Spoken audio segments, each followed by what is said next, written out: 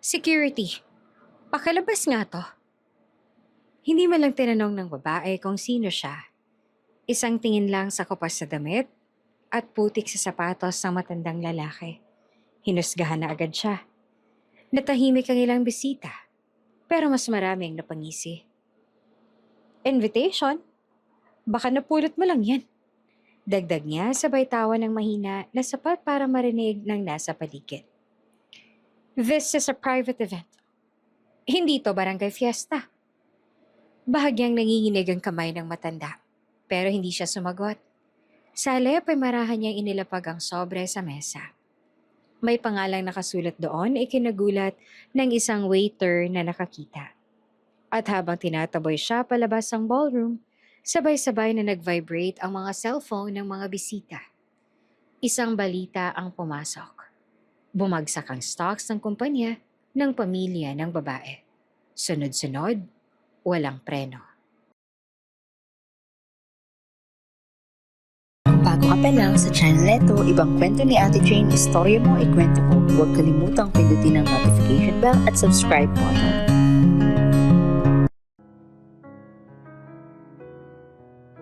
Sa gitna ng syudad, tila may sariling panahon ng mundo ni Isabela Mendoza. Sa loob ng isang 5-star hotel ballroom, abala ang mga event stylist sa pagbitin ng libo-libong kristal na tila ulan ng mga bituin.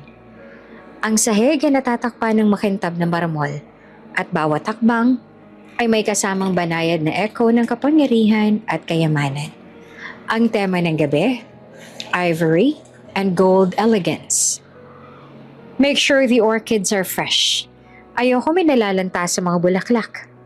Malamig ngunit mahinahong utos na Isabela habang sinusuri ang bawat detalye. Nakatayo siya sa gitna ng ballroom. Suot ang simpleng puting blazer, ngunit halatang designer ang tahe. Ang kanyang buhok ay maayos na nakapusod at ang mga mata ay sanay na sa pagsuri ng mga bagay na hindi perpekto. Ma'am, dumating na po ang imported champagne. Sabi ng event manager, bahagyang kinakabahan. Good. Ilagay sa VIP lounge and double check the guest list. Walang dapat magkamali. Sa isang sulok, nag-uusap ang ilang socialites. Grabe, engagement party pa lang to, no? Pero parang kasal na. Bulong ng isa. Mendoza ba naman, ma'am? Standard na yun sa kanila. Sa labas ng hotel, nakahana yung mga luxury cars. Itim, puti, kulay pilak. Parang exhibit ng tagumpay. Ang mga ilaw ng lungsod ay kumikislap. Tila nakikiayon sa engrandeng selebrasyon. Sa kabilang banda ng bansa, sa isang maliit na baryo na halos hindi mahanap sa mapa, iba ang tunog ng umaga. Huni ng hibon, huni ng kuliglig, tunog ng asarol na tumatama sa lupa. Ha! Malalim ang buntong hininga ni Tatang habang pinapahid ang pawis sa kanyang noo, gamit ang laylayan ng kupas na polo. Ang araw ay mataas na at ang lupa ay matigas, pero sanay na siya. Sa bawat hukay ng lupa, may kasamang pag-asa. Sa bawat tanim, may kasamang pangarap. Sa bulsa ng kanyang polo ay may nakatiklop na sobre. Hindi ito ordinaryong papel, makapal, mabango. May emboss na disenyo. Paminsan-minsan, hinahawakan niya iyon. Parang sinisigurong hindi pa naginip ang lahat. Lumapit ang kapitbahay niyang si Mang Lito. May dalang tabo ng tubig. Oy, pre, pahinga ka muna. Kanina ka pa dyan. Ngumiti naman si Tatang. Ang ngiti na pagod pero buo. Okay lang, magaan naman ang pakiramdam ko ngayon. Bakit? May nanalo ka ba sa loto? Biro ni Mang Lito. Bahagyang natawa si Tatang. Masigit pa ron. Dahan-dahan niyang inilabas ang sobre mula sa bulsa. Inulat niya ito na parang isang mahalagang dokumento. Binasa ni Mang Lito ang naka-emboss ang pangalan. Engagement Celebration, Isabela Mendoza at Junuel Salvador. Napataas ang kilay niya. Sa Maynila to sa hotel pa. Tahimik na tumango si Tatang. May kakaibang ningning ang kanyang mga mata. Imbitado ako ng anak ko. Ha? Halos mapasigaw si Mang Lito. Ikaw? Sa ganitong klaseng ingrandeng party? Hindi yun pagdududa, kundi gulat. Oo, simpleng sagot ni Tatang. May pangalan ako sa loob oh. Pinadala mismo sa akin. Tahimik na sandali. Humangin ng bahagya. Umuga ang mga dahon ng mangga sa tabi nila. Pre, mahinang sabi ni Mang Lito. Ibig sabihin yan, malayo na talagang narating ng anak mo. Napayo ko si Tatang. Hindi dahil sa iya, kundi dahil sa bigat ng damdamin. Hindi ko akalaing darating ang araw na makakatanggap ako ng ganitong imbitasyon. Mahinahon ang boses niya. Nung una, akala ko mali ang address. Anong sabi mo? Sabi ko sa sarili ko, baka magkamali lang ang kartero. Pero 2 beses siya ang pangalan ko. Bahagyang natawa si Tatang. Kaya siguro totoo na. Sa hotel ballroom, tumunog naman ang heels ni Isabela habang naglalakad sa gitna ng stage. Test the lights? Biglang nagdilim ang paligid. Ilang segundo ang lumipas at saka bumuhos ang ginintoang ilaw. Mula sa itaas, kumislap ang mga kristal para itong eksena sa pelikula. Perfect, bulong niya. Lumapit ang kanyang ina, elegante at kalmado. Everything ready? Tanong nito. Yes, Mom. I want this night to be unforgettable. Of course. Mendoza tayo. Sa probinsya, umupo si Tatang sa ilalim ng puno. Kinuha niyang muli ang imbitasyon at dahan-dahang binuksan. Makintabang papel sa loob. May calligraphy ang sulat. We cordially invite you. Hindi man niya kabisado ang Ingles, alam niya ang ibig sabihin. Naiintindihan niya ang halaga. Pinadaanan niya ng daliri ang naka-emboss na pangalan. Ang layo na talaga ng narating mo, anak. Mahina niyang sabi sa sarili. Naalala niya pa ang mga panahong halos wala silang makain. Ang mga gabing ulan ng bubong ay tumutulo. Ang mga araw na ang tanging puhunan ay sipag at dasal. Hindi na sayang ang lahat ng paghihirap ko para sa'yo. Bulong niya. Oy, singit na Mang Lito at nakaupo na rin sa tabi niya. Pupunta ka ba talaga? Tumingin si Tatang sa malayong bundok. Oh, wala ka namang suit. Ngumiti siya. May luma akong barong. Medyo naninilaw na pero maayos pa naman. Sa hotel yan ha, pre. Baka may dress code. Sandaling natahimik si Tatang. Pagkatapos ay tumayo siya. Inayos ang sombrero. Kahit anong suot ko, imbitado pa rin ako. May kakaibang lakas sa tono niya. Hindi yabang, hindi pagmamataas, kundi dignidad. Sa syudad ay dumating na ang catering team. Nakahilera ang mga plato na may gold trim. Inaayos ang seafood tower, ang caviar, ang imported cheeses. Siguraduhin yung flawless ang service. Bilin ng coordinator. Sa probinsya, bumalik naman si Tatang sa pagbubungkal ng lupa. Mas mabigat ang araw, pero mas magaan ang dibdib niya. Habang tumatama ang asarol sa lupa, may kasabay itong tibok ng puso. Isang banda, may mundong sanay sa ilaw. Sa kamera, sa papuri. Sa kabilang banda naman ay may mundong sanay na sa araw, sa pawis at sa tahimik na sakripisyo. Pero ngayong gabi, sa iisang paanyaya, magtatagpo ang dalawang iyon. Muling hinawakan ni Tatang ang sobre bago ito ibinalik sa bulsa. Pupunta ako, mariin niyang sabi, tila nanunumpa sa sarili. Sa malayo, umaandar ang mga truck ng dekorasyon papunta sa hotel. Sa bukid, patuloy ang pag-ikot ng hangin. 2 mundo, isang imbitasyon, at isang amang puno ng tahimik na pagmamalaki. Madilim pa ang langit nang gumising si Tatang Emilio.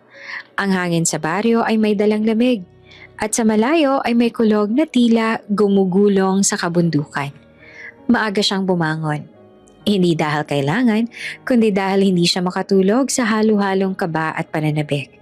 Sa maliit niyang mesa, maingat na nakalapag ang isang kahon na binalot sa lumang dyaryo. Hindi ito mamahalin. Wala itong ribbon o engranding balot, pero sa loob nito ay may pinakatangi niyang pag-aari. Isang lumang relo, pilak ang kulay noon, pero kupas na ngayon. May gasgas sa gilid at bahagyang bitakang salamin. Relo iyon ng kanyang ama. Ipinamana sa kanya bago ito tuluyang na maalam. Oras ang puhunan natin, Emilio, sabi noon ng kanyang ama. Kapag marunong kang maghintay at magsikap, darating din ang tamang panahon. Hinaplos niya ang relo. Ngayon na siguro ang panahon na yon, tay. Bulong niya. Sa labas ng bahay, nag-aabang na ng tricycle na maghahatid sa kanya sa terminal. Oy, Emilio! Handa ka na ba? Sigaw ng driver. Oo, sandali lang, sagot niya. Isinuot niya ang kanyang luma pero plansyadong barong. Medyo naninilaw na ang tela, pero maayos ang tahi. Kinuha niya ang kahon ng relo at maingat na isinilid sa bag. Bago siya tuluyang lumabas, napatingin siya sa maliit na lang bahay. Babalik din ako, mahina niyang sabi. Sa terminal ng bus, puno na ng tao. May mga estudyante, may mga trabahador, may mga pamilyang may bitbit na kahon at supot. Iba-iba ang pupuntahan, pero pare-parehong may dalang pag-asa. Sumakay si Tatang Emilio sa bus sa papuntang Maynila. Sa may bintana siya umupo. Habang umaandar ang bus, unti-unting naglalaho ang tanawin ng palayan at bundok. Pinagmasdan niya ang bawat dumadaang puno. Parang bawat isa'y paalam. Makalipas ang isang oras, nagsimulang kumulumlim ang langit. May mahinang patak ng ulan sa salamin ng bintana hanggang sa lumakas, hanggang sa bumuhos. Ang dating malinaw na kalsada ay naging kulay abo. Ang mga sasakyan ay nagbagal. Ang mga ilaw ay nagsimulang magsindi kahit umaga pa. Kamusta ang panahon? Tanong ng katabi niyang lalaki. Parang may bagyo. Sagot ng konduktor mula naman sa unahan. May low pressure daw na pumasok. Isang malakas na kulog ang umalingaw-ngaw. Napahawak naman si Tatay Emilio sa upuan. Hindi siya takot sa ulan. Sanay siya sa bagyo. Pero iba kapag nasa biyahe, lalo na't mahalaga ang pupuntahan. Maya-maya, tuluyan ang huminto ang bus. Anong nangyari? May sumigaw mula sa likod. Lumapit ang driver sa aisle. May baha sa may tulay. Hindi tayo makakatawid agad. Maghintay muna tayo ng advisory. Parang bumigat ang hangin sa loob ng bus. Naglabasan ng mga cellphone. May tumatawag. May nagme-message. May naiinis. May nagre-reklamo. Tahimik lamang si Tatang Emilio. Dahan-dahan niyang inilabas ang kanyang lumang cellphone. Matagal bago niya ito nabuksan. Medyo mabagal ang signal sa probinsya. At lalo na ngayon sa gitna ng bagyo. Biglang nag-vibrate ang phone. June calling. Saglit siyang napatitig sa screen. Pinindot niya ang sagot. Hello? Tay? Halatang nagmamadali ang boses sa kabilang linya. Nasaan ka na? Sa bus pa lang po, iho. May baha raw sa tulay eh. Nakatigil kami. Sandali ang katahimikan. Bagyo kasi dito sa Maynila. Ang lakas nga ng ulan eh. Kanina pa nag-adjust ang event team. Naramdaman naman ni Tatang ang bigat sa tono ng anak. Okay ka lang ba? Medyo magulo, tay. May mga guests kasi na late. May ibang flights rin na na-cancel. Ang mahalaga ay ligtas ka. Pero tay, bumaba ang boses ni June. Baka hindi ka umabot. Para namang may malamig na dumaan sa dibdib ni Tatang. Hindi siya agad nakasagot. Sa labas, mas lumakas ang ulan. Halos hindi na makita ang daan. Tay, makakarating ako. Matatag niyang sagot. Kahit abutin pa ng gabi. Tay, hindi mo kailangang ipilit. Naiintindihan ko naman kung... June. Mahinahon pero buo ang boses ni Tatang. Hindi ako magpapahuli sa bagyo. Napatahimik si June sa kabilang linya.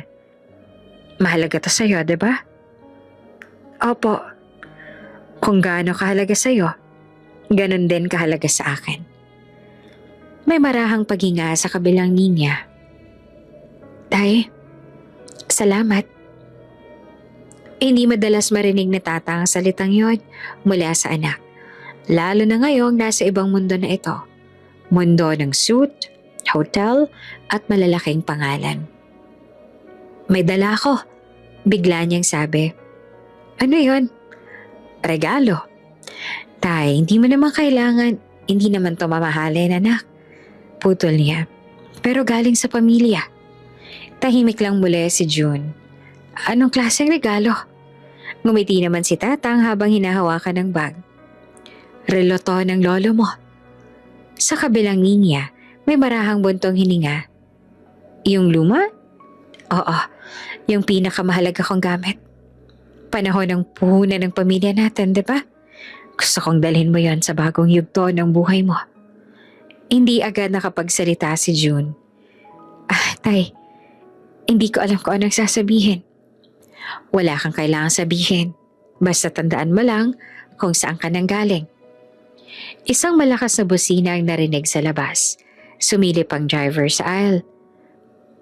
Unti-unti nang bumababa ang tubig. Baka makaalis na tayo maya-maya. Nagkaroon ng kaunting sigla ang mga pasahero. Tay, kailangan ko nang bumalik sa preparations, sabi ni June. Pero mag-iingat ka ha? Oo, ikaw din. Tay? Oh, salamat sa pagpunta. Ngumiti si Tatang. Anak mo ko? O ako ang tatay mo? Biro niya. Mahinang tumawa si June. Magkita po tayo mamaya. Pagkababa ng tawag, napasandal si Tatang sa upuan. Sa labas ay patuloy ang ulan, pero tila mas mahinahon na. Parang alam ng kalikasan na may kailangang pagbigyan. Unti-unting umandar ang bus. Dahan-dahan itong tumawid sa tulay na kanina'y binabaha. Ang tubig ay umaagos pa rin sa gilid, pero kaya na. Habang papalayo ang bus, napatingin si Tatang Emilio sa relo sa loob ng bag. Oras na, mahina niyang sabi. Hindi lang ito simpleng paglalakbay papuntang syudad. Ito ay paglalakbay mula sa nakaraan, patungo sa kinabukasan. Sa gitna ng bagyo, sa pagitan ng dalawang mundo, may isang amang patuloy na sumusulong. At sa syudad na naghahanda para sa isang ingrandeng gabi, may paparating na bisitang hindi nila inaasahan. Isang lalaking may dalang lumang relo at isang pusong hindi kailanman napagod maghintay ng tamang panahon. Kumikislap ang buong ballroom na parang bituin sa gitna ng syudad. Sa taas ng kisame, nakasabit ang malaking crystal chandeliers na tumatama sa ginintoang ilaw. Ang bawat besa ay may centerpiece ng puting orchids at kandilang may salaming lalagyan. Ang carpet ay makapal. Halos hindi marinig ang yapak ng mga bisita. Sa labas nakahilera ang mga luxury cars. Sa loob, naglalakad ang mga taong sanay sa kamera, sa spotlight at sa paghusga.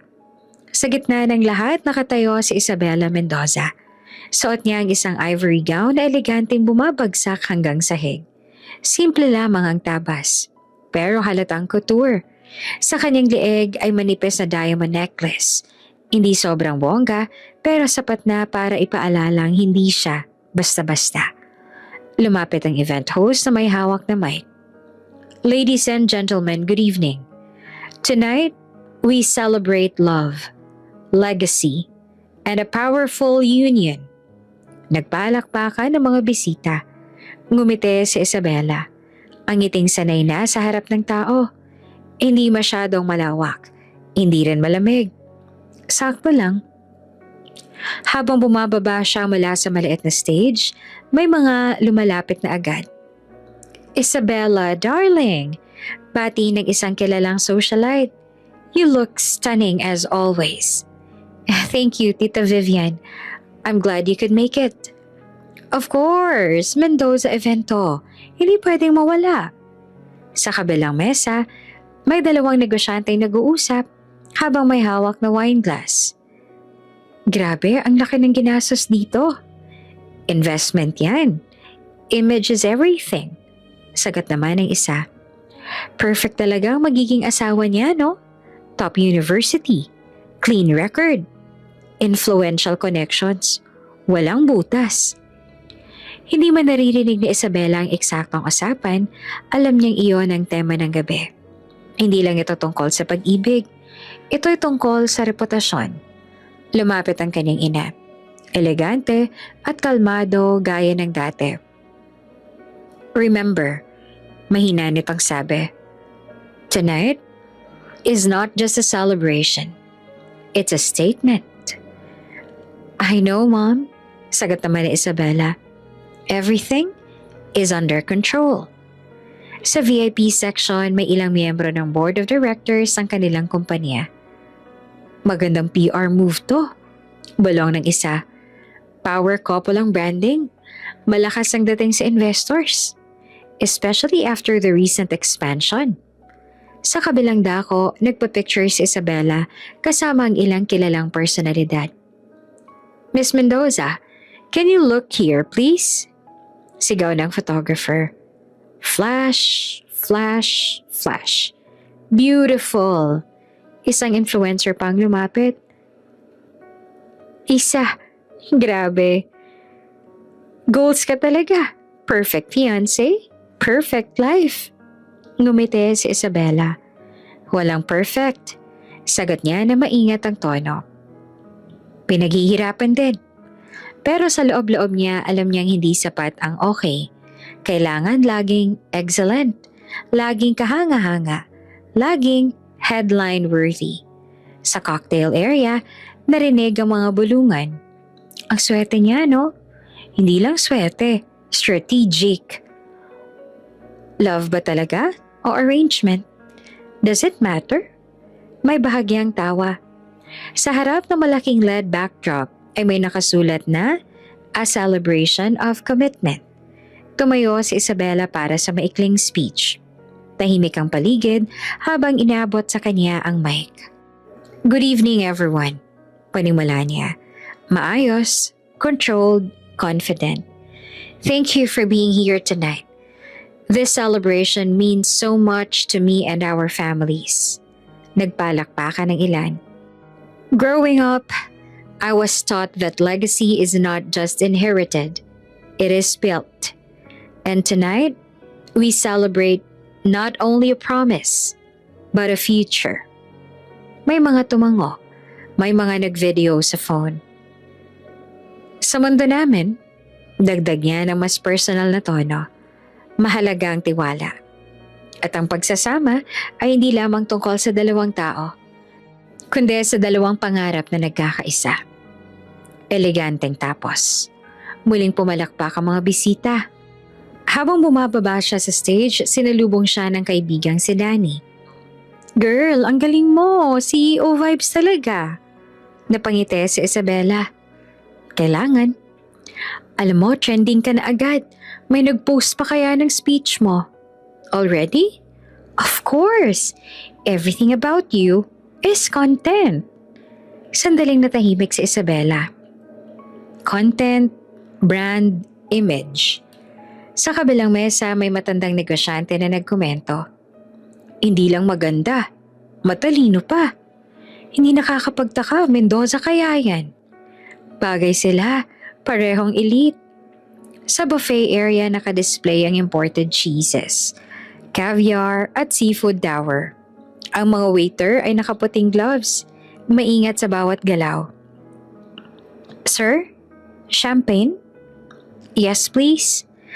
Habang umiikot si Isabela sa ballroom, bawat ngiti niya ay may kasamang kalkuladong timing. Bawat pakikipagkamay ay may katumbas na koneksyon. Congratulations, Isabela. Thank you for coming. We're excited for this partnership. So are we. Sa isang sulok ay may tatlong dalagang nag-uusap. Alam mo, sana all ganito ang buhay. Hindi rin siguro madali.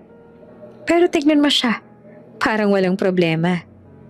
Saglit na napatingin si Isabela sa sarili niyang refleksyon sa salamin ng ballroom wall. Perpekto ang makeup, maayos ang buhok. Walang kulubot ang gown. Perpekto ang gabi. Pero sa likod ng lahat ng ilaw at papuri, may isang bagay na hindi nakikita ng iba. Ang bigat ng responsibilidad. Lumapit muli ang kanyang ina. Media interviews in 10 minutes. Okay. And remember, confidence. Huminga ng malalim si Isabella. I was born ready. Sagot niya na kalahating biro. Sa labas ng ballroom patuloy ang pag-ulan. Hindi ito ramdam sa loob. Soundproof ang mga dingding. Kontrolado ang temperatura. Kontrolado ang lahat. Sa loob ng mundong to, mahalaga ang reputasyon. Mahalaga ang imahe. Mahalaga ang kung ano nakikita ng iba. Habang tumataas ang musika at nagsisimula ang live band, mas lalong nagiging engrande ang gabi. Tawanan, flash ng kamera, tunog ng champagne glasses na nagbabanggaan. Sa gabing ito, pinapakita ni Isabella Mendoza sa buong syudad ang isang larawan ng perpektong kinabukasan. Isang larawan na walang bahid. Isang larawan na kailangang manatiling ganon. Ano man ang mangyari. Sa paglabas ng hotel, patuloy ang ambon. Hindi na ganong kalakas ang ulan pero sapat para mag-iwan ng putik sa gilid ng kalsada. Ang mga ilaw sa driveway ay kumikislap sa basang semento. At isa-isang huminto ang mga mamahaling sasakyan sa ilalim ng Grand Canopy. Isang bus ang huminto sa hindi kalayo ang waiting area. Dahan-dahang bumaba si Tatang Emilio. Bitbit niya ang lumang itim na bag. Ang kanyang barong ay maayos na nakapaloob sa katawan. Pero halatang luma na.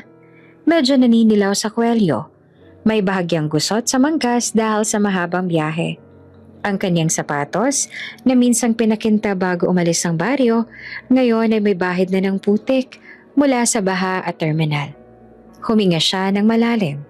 Sa harap niya tumataas ang engrandeng hotel. Sa lamin ng dingding, kumikislap ang logo sa itaas. Parang ibang mundo. Dito na yon. Mahina niyang sabi sa sarili. Isinilid niya ng mas maayos ang bag sa balikat at nagsimulang maglakad papunta sa entrance. Habang papalapit siya, may dumaan na isang babaeng naka-long gown. May kasamang lalaking naka-tuxedo. Napatingin sila sandali kay Tatang. Hindi galit. Hindi hayagang pangmamata. Pero may tanong sa mga mata. Pagdating niya sa pinto, sinalubong siya ng dalawang staff na naka-formal suit. "Good evening, sir," sabi ng isa. Magalang pero may pag-aalinlangan ng tingin. "Invitation, please." Agad inilabas ni Tatang Emilio ang sobre mula sa bag. Maingat niya itong inabot. Parang takot na baka malukot. Kinuha ng staff ang imbitasyon at binasa. Sandaling katahimikan. Nagpalitan ng tingin ang dalawang staff. "Sir, this event is private?" "Oo." Mahinahong sagot ni Tatang. "May imbitasyon ako." Sinuri muli ng staff ang pangalan sa listahan sa tablet. "May I know your name, sir?" "Emilio." Sandali siyang tumigil. "Emilio Salvador." Binanggit niya ang buong pangalan na nakasulat sa imbitasyon. Unti-unti nagbago ang ekspresyon ng staff nang makita ang pangalan sa guest list. Yes sir, you're on the list." Tumango si Tatang. "Pasok po kayo," sabi ng staff. Bahagyang nag-iba ang tono. Mas maingat, mas formal. Habang naglalakad siya papasok, ramdam niya ang lamig ng air conditioning. Ibang-iba sa init ng bukid. Pagbukas ng malamig na pinto ng ballroom, sinalubong siya ng liwanag. Sandaling napatigil si Tatang. Parang biglang naging mas maliwanag ang mundo. Crystal chandeliers, makintab na sahig. Mga taong nakagown at tuxedo. Tawanan, tunog ng baso. Para siyang napunta sa telebisyon. Tahimik siyang pumasok.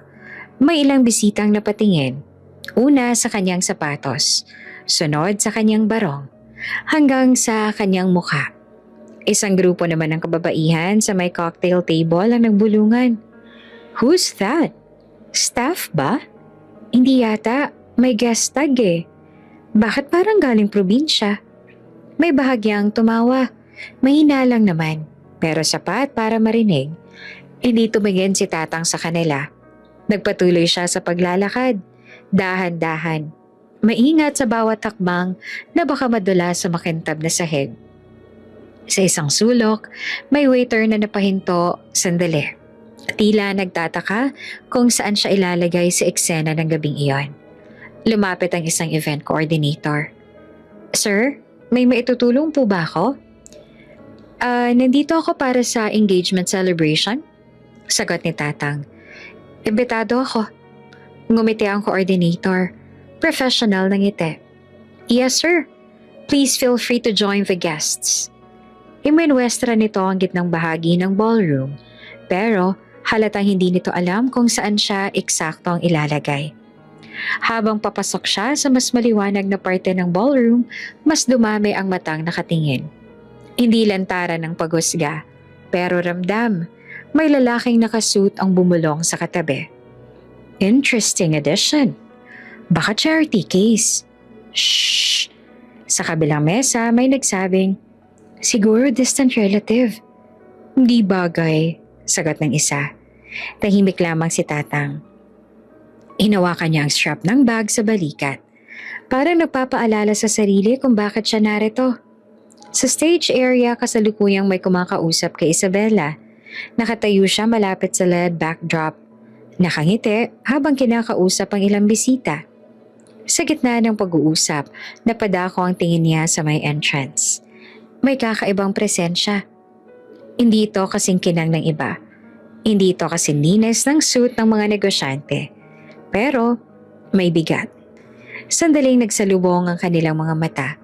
Mula sa malayo, hindi pa malinaw ang pagkilala. Hindi pa malinaw ang koneksyon. Pero may kung anong pumitik sa loob ni Isabela.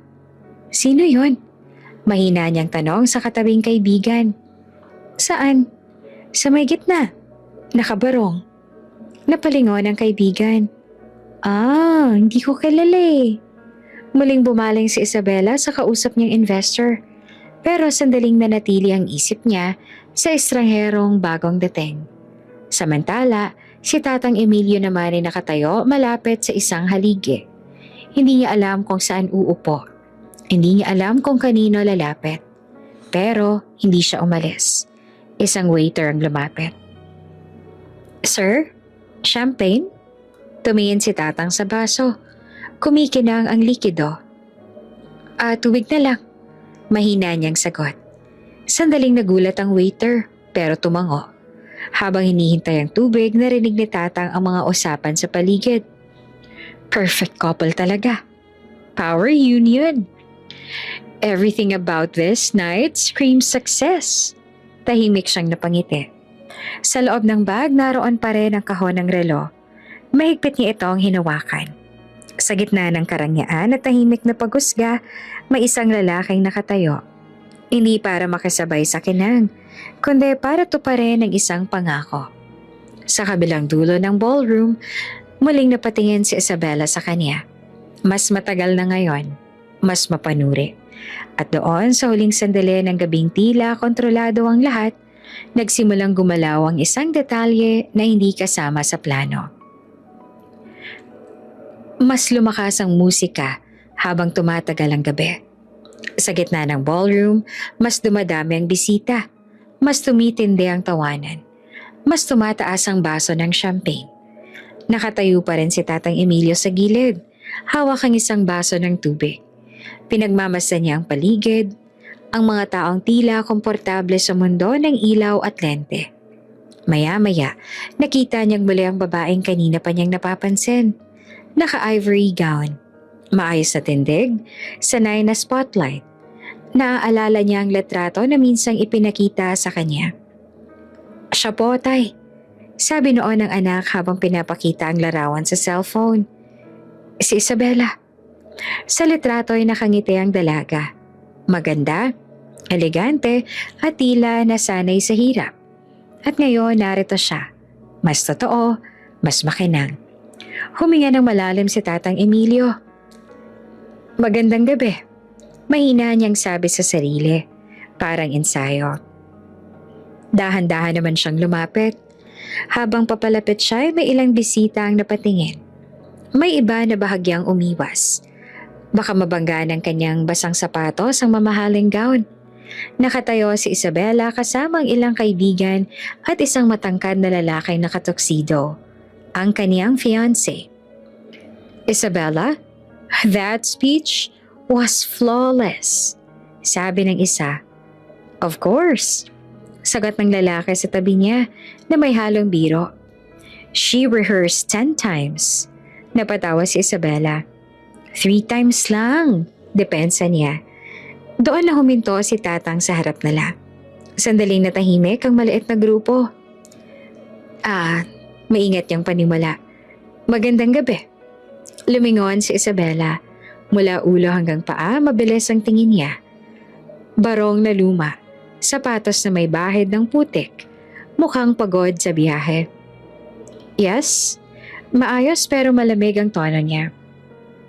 Pasensya na, ikaw ba si Isabela? Nagpalitan ng tingin ng mga kaibigan. Yes, and you are? Tanong ng fiancé, bahagyang nakaarko ang kilay. Ngumiti si Tatang, pilit na kalmado.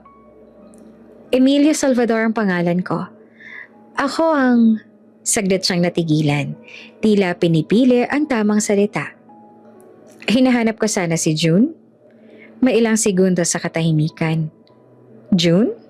Ulit na Isabela. Opo, si Januel. Anak ko. Parang may bahagyang pag-iba sa ekspresyon ng fiancé. Anak? Mahinang ulit nito. Baka nandito siya? Dagdag ni Tatang. Gusto ko sana siyang makita. Sa likod nila may 2 babaeng napalingon. Anak niya raw. Bulong ng isa. Wait, what? Bahagyang ngumiti ang fiancé ni Isabela. Ngiti na may halong amusement. Excuse me, sabi niya at bahagyang tumawa. Staff po ba kayo? Catering? May ilang nakarinig. May mahinang tawa mula sa gilid. Parang may malamig na tubig na ibinuhos sa ulo ni Tatang. Hindi. Mahinahon niyang sagot. Imbitado ako. Imbitado? Ulit ng isa sa mga kaibigan. May halong duda. Isinalid ni Tatang ang kamay sa bulsa at inilabas ang imbitasyon. Medyo lukot na sa gilid dahil sa biyahe. Inimbita ako ng anak ko. Napatingin si Isabela sa sobre. Sandaling bumagal ang kanyang paghinga. Pero bago pa siya makapagsalita, ay may sumingit. Sir, private event po ito. Baka po may napagkamalan lang? Wala pong mali. Sagot ni Tatang. Mas buo na ang boses niya ngayon. Si June ang nagpadala nito. June who? Tanong ng isa, may halo pang pang-aasar. Januel nga. Binanggit niya ang buong pangalan ng anak. May ilang bisita naman ang napatingin. Tahimik na sandali. Biglang may mahinang tawa mula sa isang sulok. Wait, seryoso ba to? Is this a prank? Baka viral marketing. Biro ng isa. Ramdam ni Tatang ang init sa kanyang pisngi. Pero hindi siya umurong. Nasaan siya? Ulit niya. Mas diretso ng tanong. Gusto ko siyang makita. Tumikim si Isabela. Excuse me. Ano po ulit ang sabi ninyo? Anak niyo si June. Sagot ng Tatang. Anak ko siya. May kakaibang tingin ng mga kaibigan ni Isabela. Parang sinusukat ang sitwasyon. Sir, sabi nito na mas malamig na ang tono. Hindi po ito lugar para sa misunderstandings? Mister, sagot ni Tatang. Pilit pa ring magalang. Wala pong misunderstanding. Ako ang tatay niya. Sa puntong yon, mas marami nang nakatingin. May mga cellphone na bahagyang nakaangat. Hindi palantaran, pero handang mag-record. Narinig ni Tatang ang isang bulong. Grabe, kung totoo man, bakit hindi siya? Imposible. Look at him. Humigpit ang hawak ni Tatang sa bag. Sa loob nito, naroon ang relo ng kanyang ama. Sa harap niya ang mundong tila ay hindi siya tanggap.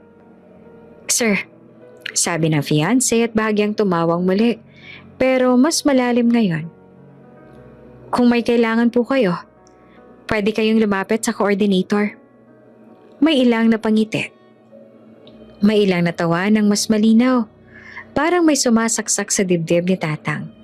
Pero hindi siya nagtaas ng boses. Hindi ako staff. Ulit niya. Ama ako. Tahimik. Ang musika sa ballroom ay tila lumabo sa kanyang pandinig. Nakatitig si Isabela sa kanya ngayon. Mas matagal, mas seryoso. Parang may sinusubukang alalahanin. Parang may peraso ng kwento na biglang bumangon sa isip niya. Pero bago pa man niya mabuo ang tanong, may isang staff ang lumapit. Sir, may problema po ba? At sa gitna ng mga matang nakatingin, sa gitna ng mga bulong at pigil na tawa, nakatayo si Tatang Emilio. Bitbit ang imbitasyon, bitbit ang dignidad, at bitbit ang unang sugat ng gabing hindi niya inakalang magiging ganitong kabigat. Mas bumigat ang hangin sa gitna ng ballroom. Ang mga bulungan ay hindi na mahina. May mga matang hayagang nakatutok. May mga teleponong nakaangat na. Kunwari nagte-text pero malinaw na may naka-record. Nakatayo si Tatang Emilio sa harap na Isabela at ng mga kaibigan. Hawak pa rin niya ang imbitasyon. Parang iyon na lang ebidensya ng kanyang karapatan na naroon. Ma'am, tanong ng security na kalapit lang. May problema po ba? Sandaling tumingin si Isabela kay Tatang. Mula ulo hanggang paa, sa sapatos na may bahid ng putik, sa barong naggusot ang manggas, sa mukhang pagod sa biyahe. Sa isang iglap, tila mas mahalagang imahe kaysa alinman. Yes, malamig niyang sabi. Please escort him out. Parang may bumagsak na mabigat sa sahig. Isabela, mahinang sabi ni Tatang, tila umaasang may paglilinaw. Ngunit tinaasan siya ng kamay ng dalaga. Hindi marahas, pero malinaw ang mensahe. Sir, mas formal na ang tono niya. Halos walang emosyon. This is a private event. Hindi po kami tumatanggap ng walk-in. May ilang tumikim. May ilang napangiti. Hindi ako walk-in. Sagot ni Tatang, mas buo ang boses. May imbitasyon ako. Anak ko, ang enough. Putol na Isabela. Mas malamig na ngayon ang mga mata. Hindi ko alam kung anong agenda ninyo. Pero, hindi ito ang lugar para sa ganyan. Agenda? Mahinang ulit ni Tatang. Sumingit ang isang kaibigan ng dalaga. May bahid ng pagkapikon. Look, sir. Kung may kailangan po kayo, pera manutulong, may tamang paraan. May mahinang tawa mula sa isang mesa. Baka scammer. Bulong pa ng isa. Uso na kaya ngayon yan? Nagpapanggap na kamag-anak. Ang lakas ng loob, ano? Ramdam ni Tatang ang init sa tenga niya. Hindi dahil sa galit, kundi sa hiya. Hindi ako humihingi ng pera.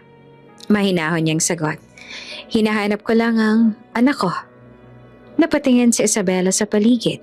Kita niya ang mga mata ng mga investor, ang mga board members, ang media na nasa gilid. Isang iskandalo lang ang kulang para masira ang perpektong gabi. Security, mas matigas na tono niya. Please remove him, now. Lumapit ang dalawang gwardya. Sir, sumama na lang po kayo sa amin. Hindi naman agad gumalaw si Tatang. Totoo ang sinasabi ko. Sabi niya na mas mababa ang boses pero mas ramdam. Ako ang tatay ni June. May ilang natahimik, pero mas marami ang nananatiling nagmamasid. Parang nanonood ng eksena sa pelikula. Sir, sabi ni Isabela ngayon na may halong inis. Huwag na po nating pahabain. Kung gusto ninyong kumain, may charity event po sa kabilang hotel. Hindi to ganun. Parang tinanggalan ng hangin ng dibdib ni Tatang. Charity? Ulit niya na halos pabulong.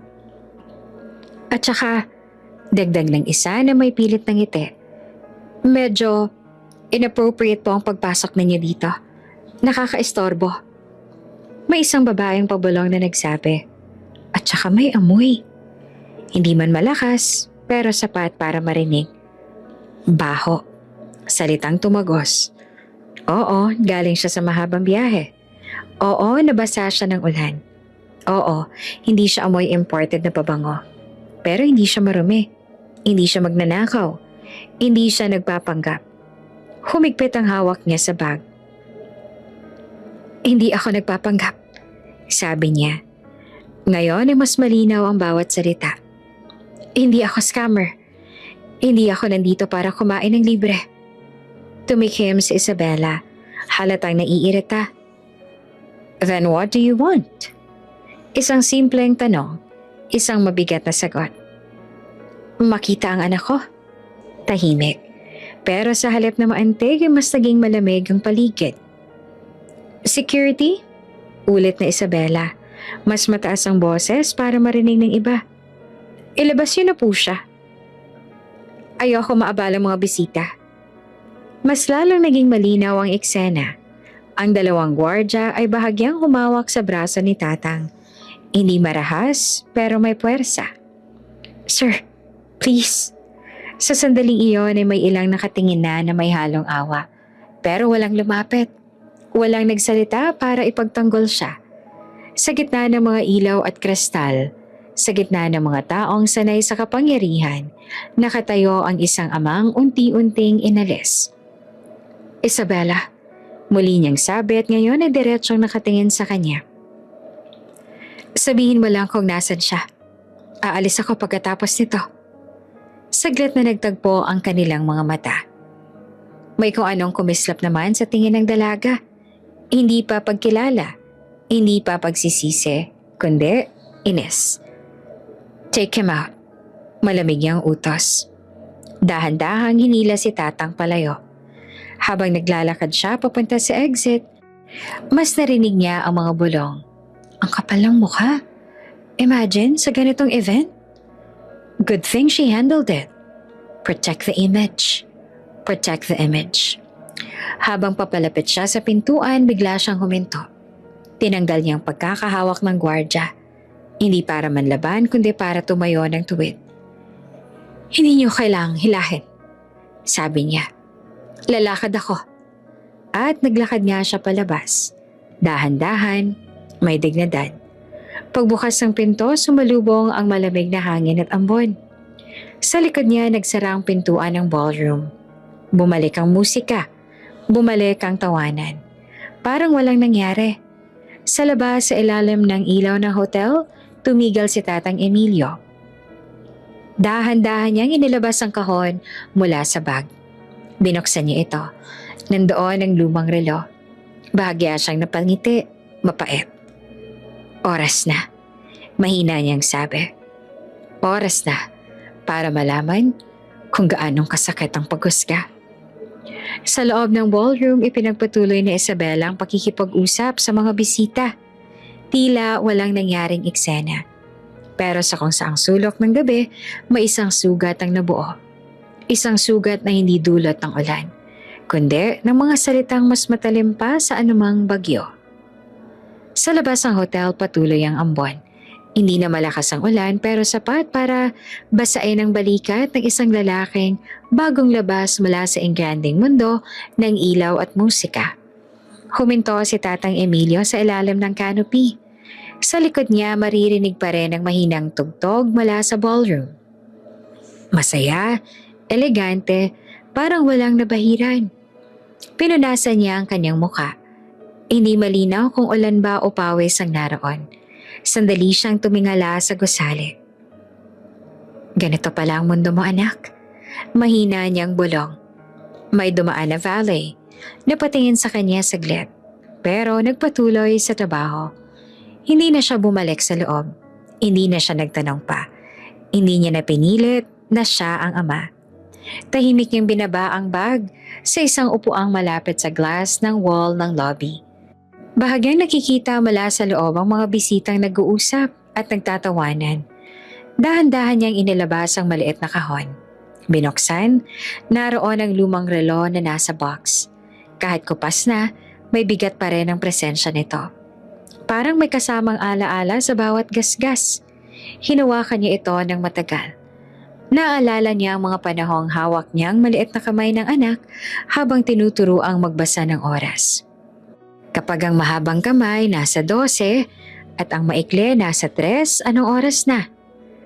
Tay, 3:00. Masiglang sagot noon. Ngumiti siya sa alaala. Ang bilis ng panahon ano? Bulong niya. Sa loob ng lobby may ilang bisita ang dumaan. May nakapansin sa kanya pero hindi nagtagal ang tingin. Isa sa mga waiter ang napadaan. Sir, okay lang po ba kayo? Tumango si Tatang. Oo, may iiwan lang ako. Lumapit siya sa isang maliit na side table malapit sa entrance ng ballroom. Mesa kung saan may nakapatong na guest book at ilang decorative candles. Tahimik ang paligid. Ang karamihan ay bisita na nasa loob pa. Mula sa bulsa ng kanyang barong, kumuha siya ng maliit na peraso ng papel. Yung likod ng bus ticket na ginamit niya kanina. Hiniram niya ang ballpen ng receptionist sa tabi. Sir, tanong nito. Sandali lang, iho. Dahan-dahan siyang nagsulat. Hindi pantay ang sulat kamay, pero malinaw ang bawat letra. Para kay June, mula kay tatay. Tinitigan niya ang papel. Walang mahabang paliwanag, walang sumbat, walang galit. Tinupi niya ito at inilagay sa loob ng kahon, kasama ang relo. Isinara niya ang takip. Sandaling huminto ang kanyang kamay sa ibabaw ng kahon. Parang ayaw pa nitong bumitaw. Hindi ko na kailangang ipilit ang sarili ko. Mahina niyang sabi sa sarili. Alam ko kung sino ako. Sa loob ng ballroom, muling nagpalakpakan ng mga tao. May panibagong announcement. May tumawa ng malakas. May nag-toast. Sa labas, tahimik ang mundo. Inilapag niya ang kahon sa mesa. Sa tabi ng guest book, maayos, hindi nakatago. Hindi rin ipinagyayabang. Sakto lang. Lumayo siya ng isang hakbang. Muli niyang sinilip ang loob sa pamamagitan ng salamin. Sa malayo, nakita niya si Isabela. Nakangiti, may kausap na grupo. Hindi na siya lumingon sa entrance. Hindi niya na hinintay pa. Kinuha niya ang bag, isinuot muli sa balikat. Habang naglalakad siya palayo sa hotel, may tumawag mula sa likod. Sir! Sir! Lumingon siya. Isang batang bellboy ang humahabol. May naiwan po kayo? Tanong nito. Umiling naman si Tatang. Hindi. Sagot niya. Iniwan ka talaga. Sigurado po ba? Tumango siya. Para yan sa may-ari. Hindi na nagtanong ang bata. Nagpatuloy si Tatang sa paglalakad palabas ng hotel grounds. Sa bawat hakbang ramdam niya ang pagbibigat at paggaan ng dibdib ng sabay-sabay. Masakit. Oo. Pero ang kakaibang kapayapaan, hindi niya ipinilit ang katotohanan sa mga taong ayaw makinig. Hindi niya pinaglaban ang pangalan niya sa harap ng mga taong mas mahalaga ang imahe. Hindi niya binababa ang sarili niya para lang paniwalaan. Sa kalsada ay may dumaan na taxi. Boss, sakay? Sigaw ng driver. Sandali siyang tumingin sa hotel, tsaka sa madilim na kalangitan. Oo, sagot niya. Sumakay siya at habang umaandar ang taxi, unti-unting lumiliit ang hotel sa side mirror. Kumikisla pa rin ang ilaw. Masaya pa rin ang gabi sa loob. Sa mesa, malapit sa entrance, nananatili ang maliit na kahon. Tahimik. Hindi pansin ang karamihan, pero may bigat. Sa loob nito, hindi lang relo ang naroon, kundi oras, alaala, at isang mensaheng walang kasamang galit, tanging pagmamahal. Habang lumalayo ang sasakyan, ipinikit ni Tatang Emilio ang kanyang mga mata. Anak, bulong niya na halos hindi marinig. Kahit saan ka makarating, tandaan mo kung saan nagsimula ang oras mo. Sa ballroom patuloy ang tugtog. Pero sa gabing iyon, may isang amang umalis ng tahimik. Bitbit ang dignidad at iniwan ang puso niya sa isang maliit na kahon na may simpleng sulat. Para kay June, mula kay tatay. Madilim ang langit sa kahabaan ng highway. Basang-basa ang kalsada. May mga sasakyang nakahinto, naka-hazard lights. Tila isang mahabang pila ng pulang ilaw sa gitna ng gabi. Sa unahan may nagaganap na landslide. Bumagsak ang lupa at bato mula sa gilid ng bundok. Tinabunan ng kalahati ng daan. May mga backhoe at rescue personnel na kumikilos. Pero mabagal ang usad. Sa loob ng isang itim na SUV nakaupo si June. Nakasuit siya ng maayos, elegante at bagay sa engrandeng gabi. Pero ngayon nakalugmok siya sa upuan. Bahagyang kinakabahan. "Sir, mukhang matatagalan pa po tayo," sabi ng driver habang nakasilip sa unahan. Hindi pa raw clear ang daan eh. Napabuntong hininga si June. "Gaano daw katagal?" "Hindi pa po sigurado, mga 1 oras pa o higit pa." Tumingin si June sa kanyang relo. Late na siya. Sa labas, maririnig ang patak ng ulan sa bubong ng sasakyan. Paminsan-minsan, may malakas na kulog sa malayo. Hinawakan niya ang cellphone niya. No signal. Inangat niya ito, parang aabot ang signal kung mas mataas ang kamay. Wala pa rin. "Kanina pa pong wala, sir eh," sabi ng driver. "Wala akong reception sa parting to." Napapikit si June saglit.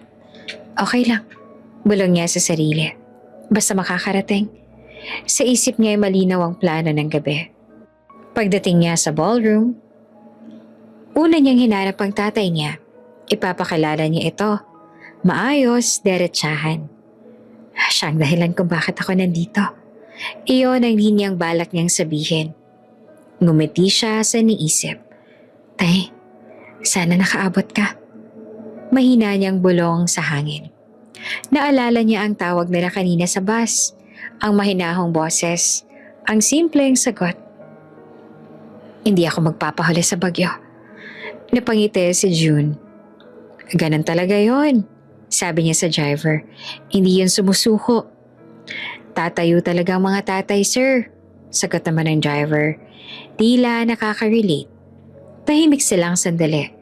Sa labas ay may ilang taong bumaba ng sasakyan para sumilip sa unahan. May nag-uusap. May nagrereklamo. "Grabe, malas naman. May event pa ako sa Maynila." Napatingin si June sa side mirror. Event? Oo. Engagement party niya. Sa hotel ballroom ngayon, malamang nagsisimula na ang main program. Siguro nakapag-speech na si Isabela. Siguro nagtatanong ng mga bisita kung nasaan siya. "Sir, tatawag po ba kayo?" tanong ng driver. Walang signal eh," sagot niya. Bahagyang napailing. Tinapik niyang muli ang screen ng cellphone. Sinubukang i-on and off ang airplane mode. Wala. Napatitig siya sa itim na screen. "Excited ako, kuya," bigla niyang sabi at parang gusto na lang na may makausap. "Sa party po?" "Hindi lang sa party." Ngumiti siya. "Sa pagdating ng tatay ko." First time po ba niyang mag-a-attend ng ganitong event?" Tumango si June. "Oo, galing pa kasi yung probinsya. Baka kinakabahan pa." "Nako, proud siguro yun sa inyo." Napatingin si June sa bintana. Sa labas, madilim ang bundok. Pero may mga ilaw ng rescue team na kumikislap. "Hindi ko mararating to kung hindi dahil sa kanya," sabi niya na seryoso ang tono. Lahat ng pagod niya, lahat ng sakripisyo. Hindi niya alam na sa parehong oras, may isang lalaking tahimik na umalis mula sa ballroom. Hindi niya alam na may isang kahon na naiwan sa mesa. Hindi niya alam na ang mga salitang bumagsak na parang bato sa puso ng ama. Sa isip niya, buo pa rin ang larawan ng gabing dapat mangyari. "Pagdating ko," sabi niya ng may ngiti, "yayakapin ko kaagad siya, kahit may mga tao pa sa paligid." Napatawa ang driver. "Sigurado po ba kayong hindi kayo mahihiya?" "Hindi ako mahihiya kung sa tatay ko." Mabilis niyang sagot. Sa unahan naman ay may sumigaw. "Clear na raw, tatanggalin na raw ang natitirang bato." May kaunting paggalaw sa pila ng sasakyan. Umusod ng ilang metro ang SUV. Napahinga ng maluwag si June. Finally. Muli niyang sinubukan ang cellphone. Isang bar, ngunit sandaling nawala. Tapos bumalik. "Come on," bulong niya. Sinubukan niyang tawagan ang tatay niya. Calling, ngunit biglang naputol ang network. No network? Napailing siya. Siguro nasa loob lang ng ballroom, sabi niya sa sarili. Mahina ang signal sa loob. Pinikit niya ang mata at inisip ang eksena. Tatay niya nakabarong pero medyo luma, pero maayos. Medyo tahimik, pero may tindig. Hintayin mo lang ako. Bulong niya na para bang naririnig niya ang ama. Parating na ako. Unti-unting umandar ang mga sasakyan. Mas mabilis na ngayon ang usad. Sa malayo, unti-unting nagliwanag ang kalangitan sa direksyon ng syudad. Habang papalapit sila, mas lumakas ang signal sa cellphone. Sunod-sunod na pumasok ang notifications. Mga mensahe, mga missed call. Pero abala siya sa pag-text kay Isabela. On the way, na-stuck lang sa landslide. Be there soon. Hindi niya tinignan ang ibang notifications. Hindi niya alam na ang oras sa pinaghirapan ng ama niya ay kanina pang tumigil sa isang mesa malapit sa entrance. Habang papasok ang SUV sa expressway papuntang lungsod, napangiti si June. Sa isip niya buo pa rin ang gabing magtatagpo ang dalawang mundo. Ang mundo ng kanyang pinanggalingan at ang mundong pinasok niya. Hindi niya alam na nagtagpo na ang mga ito at naghiwalay. Patuloy ang tugtog sa loob ng ballroom. Mas masigla na ang banda. Mas malakas ang tawanan. Parang unti-unti nang nakakabawi ang gabi mula sa maliit na iskandalong mabilis ding tinabunan ng musika at alak. Sa may entrance, medyo tahimik na. May ilang bisitang lumalabas para magpahangin. May ilang staff ang nag-ayos ng mesa kung saan nakalagay ang guest book at ilang dekorasyon. Doon sa gilid ng mesa, may isang maliit na kahon. Simple, walang ribbon, walang engrandeng balot. Alos hindi mapapansin kung hindi ka maghahanap. Lumapit ang isang matandang lalaki sa may entrance.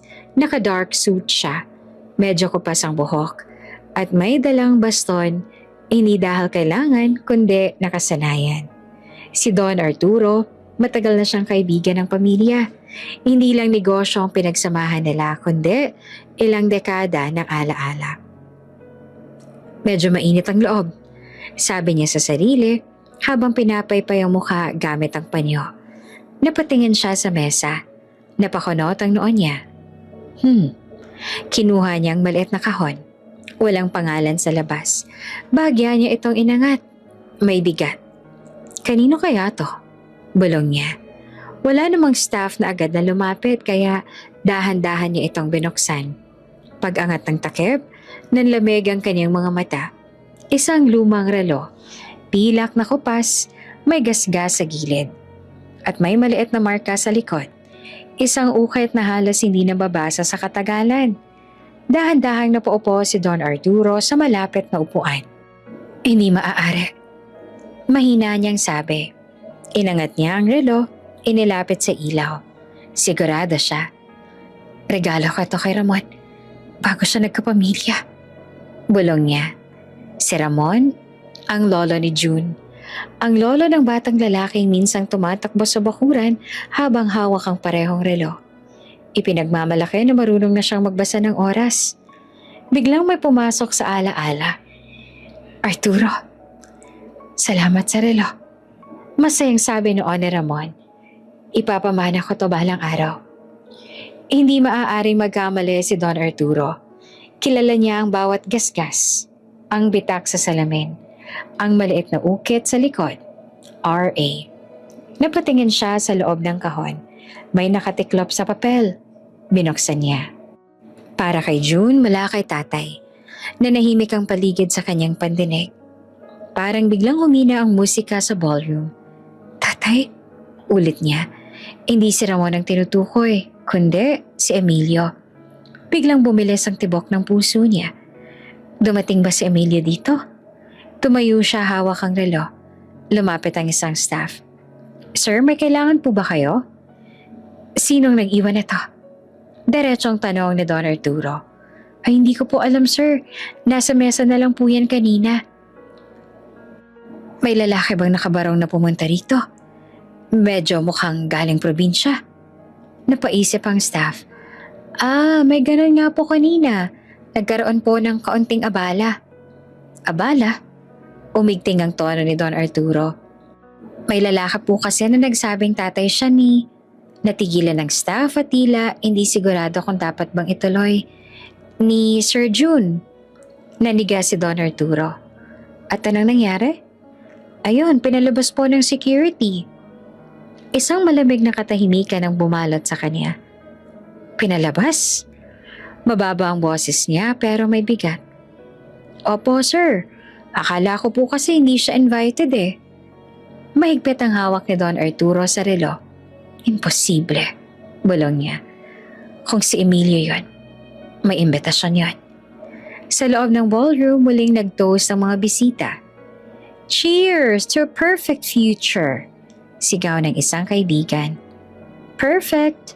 Napailing si Don Arturo. Lumakad siya papasok sa ballroom. Hawak ang kahon.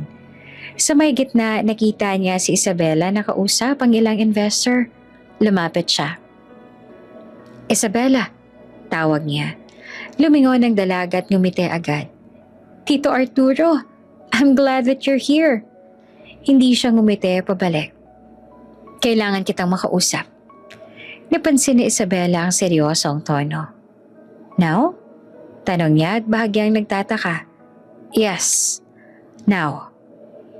Lumipat sila sa bahagyang mas tahimik na sulok. Inabot ni Don Arturo ang relo. May kilala ka bang ganito? Napatingin si Isabela. Saglit. Tila luma, sagot niya. Walang emosyon.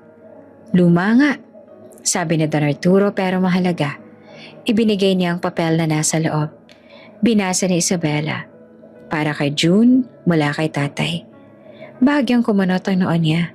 Tatay? Ulit niya. Dumating ba si Emilio rito? Napatigil siya. Emilio? Tanong niya na tila pilit inaalala ang pangalan. Ang ama ni June. Tahimik. May bahagyang pag-igting sa panga ni Isabela. May isang lalaki kanina. Maingat niyang sabi. Nagpapanggap na tatay daw siya. Nagbago ang ekspresyon ni Don Arturo. Hindi siya nagpapanggap. Natahimik si Isabela. Kung si Emilio yon, dagdag ni Don Arturo, hindi mo dapat siya pinaalis. Parang may malamig na hangin na dumaan sa pagitan nila. Sa labas ng ballroom, patuloy ang ambon. Sa loob, patuloy ang kasiyahan. Pero sa kamay ni Don Arturo, may isang relong tahimik na nagsasabi ng katotohanan. At sa unang pagkakataon sa gabing yon, may lamat na nagsimulang mabuo sa perpektong imahe ng selebrasyon. Huminto ang itim na SUV sa harap ng hotel. Bukas agad ang pinto bago pa tuluyang makaparada. Lumabas si Januel, pawis, gusot ang buhok, at may bahid ng putik ang laylayan ng pantalon. Halatang hindi siya dumiretso mula opisina. Galing siya sa biyahe. Sa likod niya naiwan ang sirang dalay ng trapiko at landslide na halos sumira sa schedule ng gabi. Sir, okay lang po ba kayo? Tanong ng driver na naiwan sa sasakyan. Oo, salamat. Sige na, umuwi ka na. Sagot niya habang naglalakad na papasok. Huminga siya ng malalim bago tuluyang pumasok sa lobby. Excited siya. Pagod. Oo, pero excited.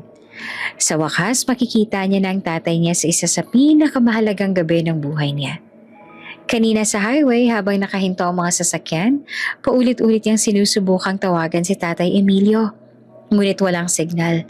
Naiina siya pero umaasa. Siguradong nauna na yon. Maaga pa yun kung gumalaw. Pumasok siya ng ballroom. Sumalubong ang ilaw, musika at mga ngiti. May sumigaw agad. June, you made it! Lumapit ang ilang kaibigan. May umakap, may tumapik sa balikat. Grabe bro, akala namin di ka naaabot. Traffic from hell. Sagot niya at pilit na tumatawa. Nasaan si Bella? Nasa may stage area kanina. Pero hindi iyon ang hinahanap ng mata niya. Naglibot ang tingin niya. Mga mesa, mga bisita, mga nakabarong, nakagown. Hindi siya agad ngumiti. May nakita ba kayong matandang nakabarong? Medyo luma. Tanong niya sa barkada. Nagkatinginan ng mga ito. Matanda? Parang wala naman. Sagot ng isa.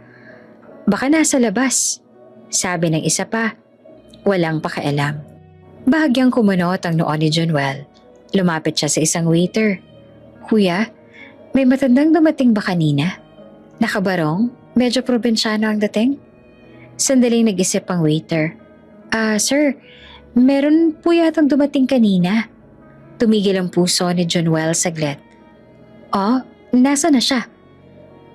Nagkaroon po kasi ng insidente eh. Ha? Anong insidente? Bahagyang tumaas ang boses niya. Hindi agad nakasagot ang waiter. Sir, sandali lang po ah. June, lumingin siya. Si Isabela iyon. Perpekto pa rin ang ayos. Walang gusot, walang bahid ng pagod. You're finally here. Lumapit siya at bahagyang yumuko para halikan siya sa pisngi. Pero hindi niya na tinuloy. Nasaan si tatay? Diretsong tanong niya. Sandaling natigilan si Isabela. June, you look tired. Maybe we should... Nasaan si tatay? Ulit niya na mas mababa ang boses, pero mas mabigat. Tahimik ang ilang bisita sa paligid. Nakikiramdam. May dumating kanina, sabi ni Isabela na maingat ang tono. Pero ano? Hindi ako sigurado kung siya ba talaga yon. Parang may malamig na bagay na dumaosdo sa sikmura ni Jonuel. Anong ibig mo sabihin? June, someone showed up claiming he's your father. Claiming? Ulit niya. Hindi naman kasi namin kilala and he looked... Looked what? Hindi sumagot agad si Isabela. Lumapit si Don Arturo mula sa likuran. June, paglingon ni Jonuel ay may kung anong kaba sa dibdib niya. Tito, sabi niya na pilit na kalmado. Nandito ba si tatay? Hindi agad nagsalita si Don Arturo. Sa halip ay niabot niya ang maliit na kahon. May nag-iwan ito sa mesa. Napatitig si Jonuel. Dahan-dahan niyang binuksan. Pagkakita niya ay parang huminto ang mundo. Ang relo. Ang lumang relong ilang beses yung hinawakan ng bata pa siya.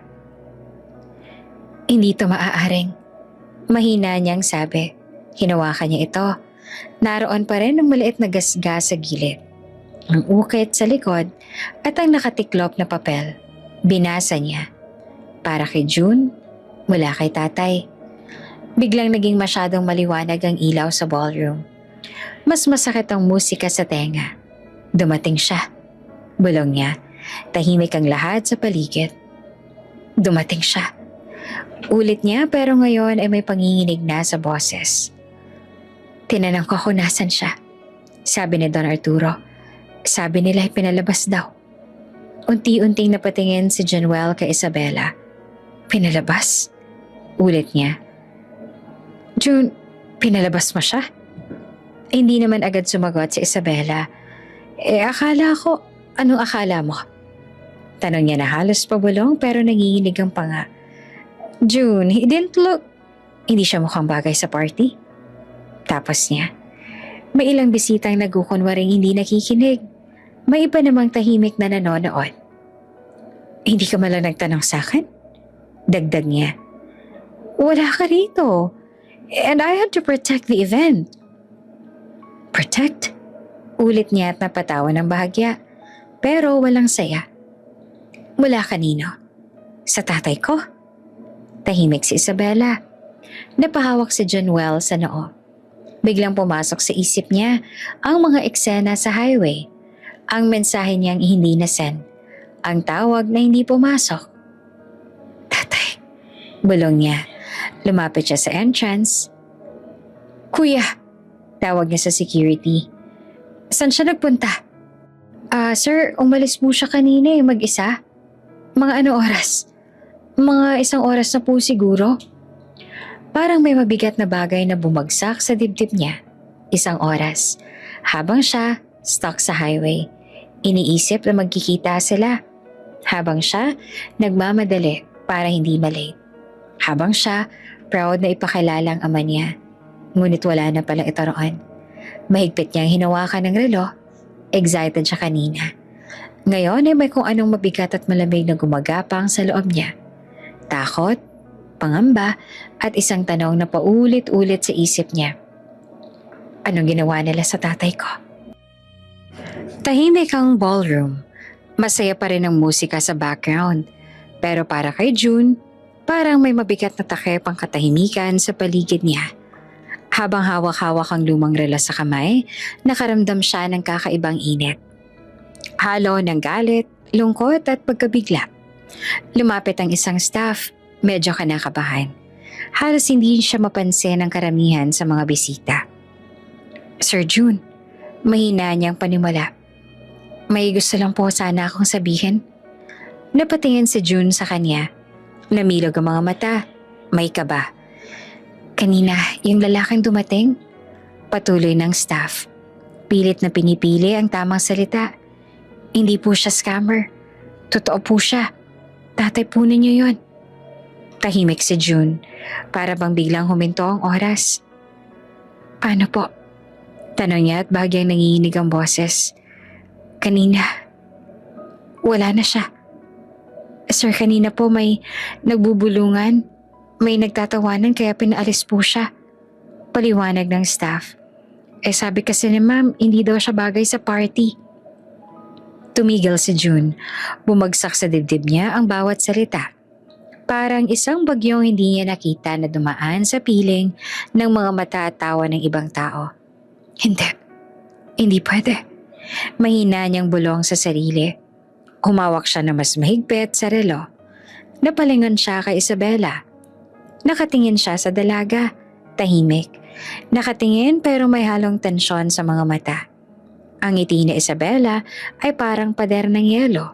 Perpekto, maayos. Ngunit malamig.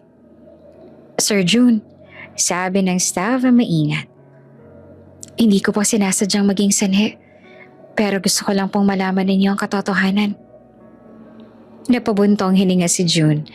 Dahan-dahan niyang pinagmasdan ang paligid, ang mga bisita, ang mga staff, ang mga kaibigan niya. Hindi niya alam kung sino ang titingnan. Ang galit, ang lungkot, ang pagkabigla. Bigla siyang tumalikod kay Isabela. Hindi dahil sa galit, hindi rin dahil sa galit sa party. Kanino? Mahina niyang tanong sa staff. Halatang hindi pa rin makapaniwala. Sir, ang fiancé niyo po, si Ma'am Isabela. Sagot ng staff. Sabi niya baka abalahin na ang event. Hindi po niya alam kung paano harapin ang totoong tatay ninyo.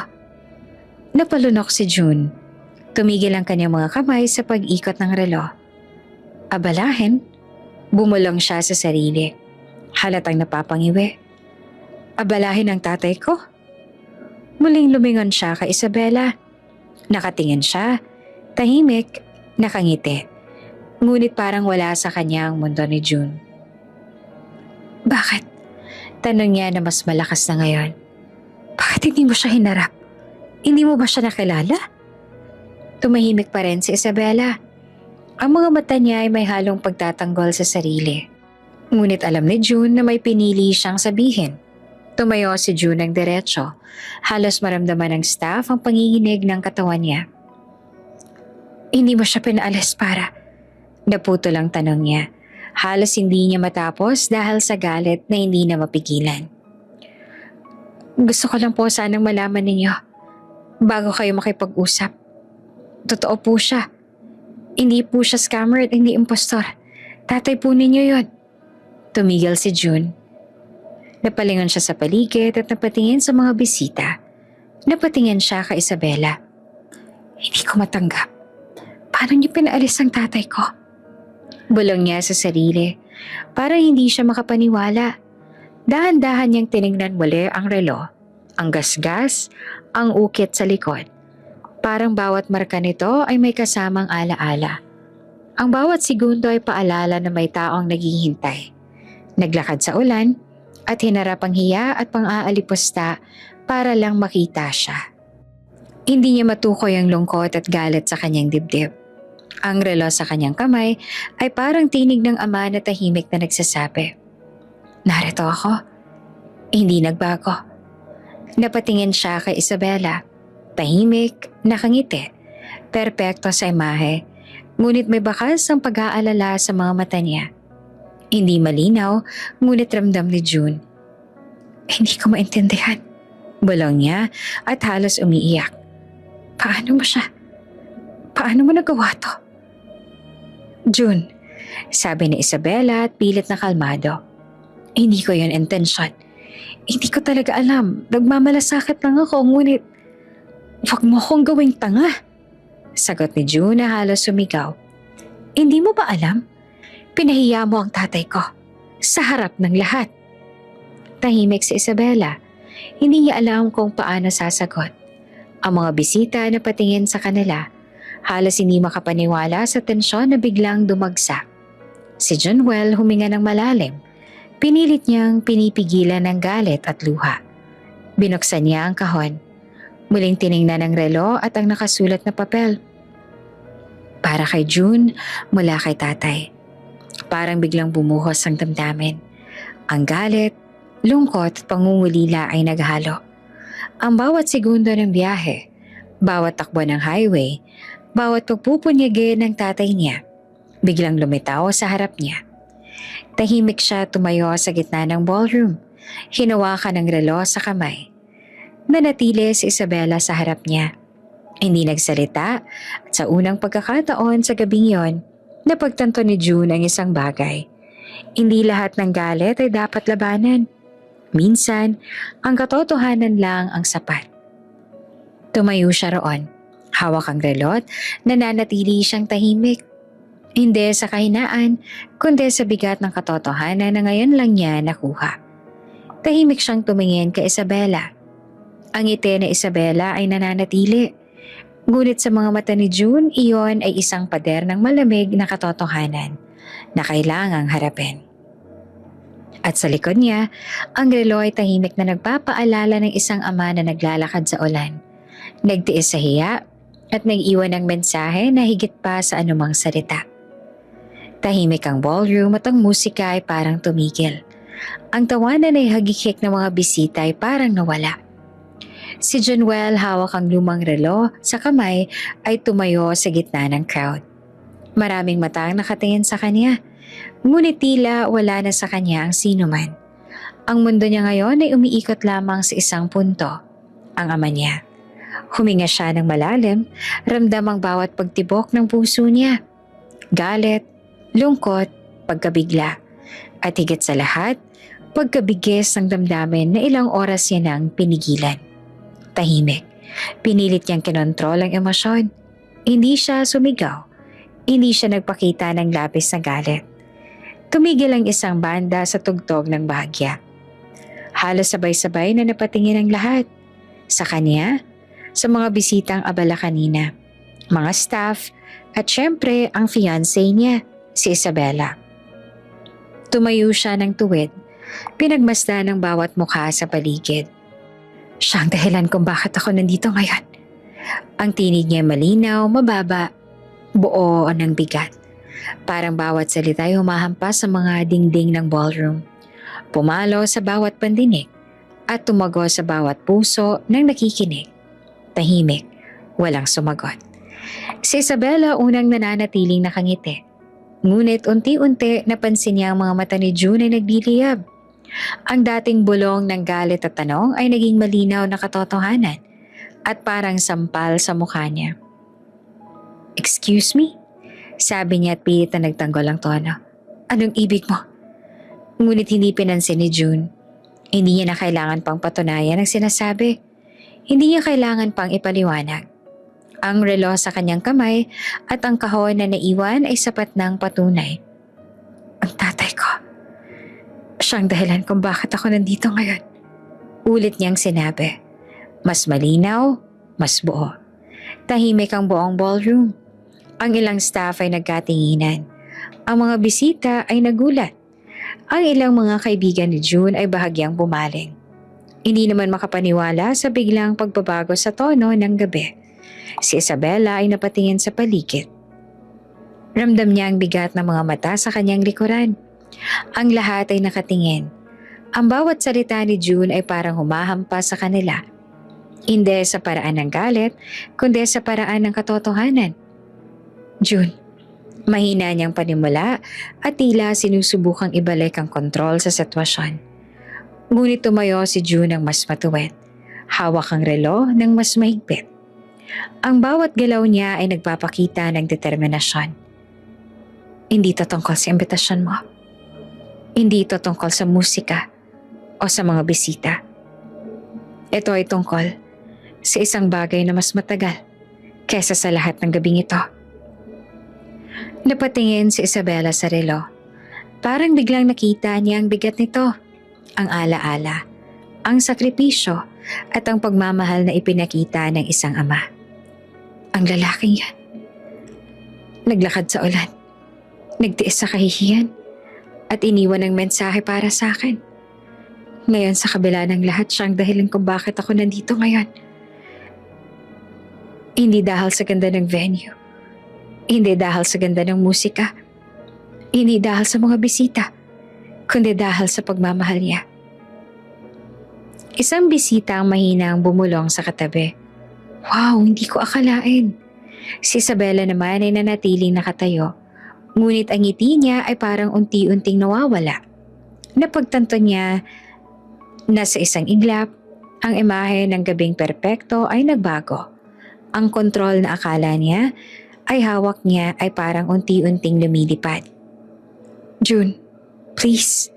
Sabi niya na may bahid ng pagkabigla sa tono. Hindi mo naintindihan. Ngunit si June ay hindi na nakatingin sa kanya. Nakatingin siya sa paligid, sa mga bisita, sa mga staff, sa bawat mata na nanonood. Hindi siya galit sa kanila. Hindi rin siya naghahanap ng simpatsya. Ang tinig niya ay simpleng katotohanan. Ang oras niya, ang sakripisyo niya, ang pagmamahal niya. Iyon ang dahilan kung bakit nandito ako ngayon. Hindi niya kailangan pang magdagdag ng salita. Ang bawat salita ay sapat na. Ang bawat tingin sa relo sa kanyang kamay ay nagpapaalala sa lahat kung sino ang tunay na may kwento sa likod ng gabing to. May ilang mga bisita na napatingin sa isa't isa. Ang ilan ay nagulat. Ang iba naisip kung paano nila napagkamala ng halaga ng imahe at kasikatan sa loob ng maikling oras. Si Isabela nananatiling tahimik. Hawak ang baso sa kamay at nakatingin kay June. Hindi niya alam kung anong sasabihin. Ang mga salita niya ay tila nawawala sa bigat ng katotohanan na unti-unting bumagsak sa buong ballroom. Tumayo si June, nananatiling tahimik ang ilang sandali.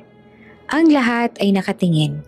At sa tahimik na sandaling yon, sa pagitan ng tunog ng musika at tawanan ng mga bisita, ang isang katotohanan ang biglang sumabog. Hindi ang lugar, hindi ang okasyon, hindi ang kasikatan, kundi ang pagmamahal at sakripisyo ng isang ama ang bumuo sa kabuuan ng kwento. Si June hawak ang reloy tumayo roon. Malakas, tahimik at buo.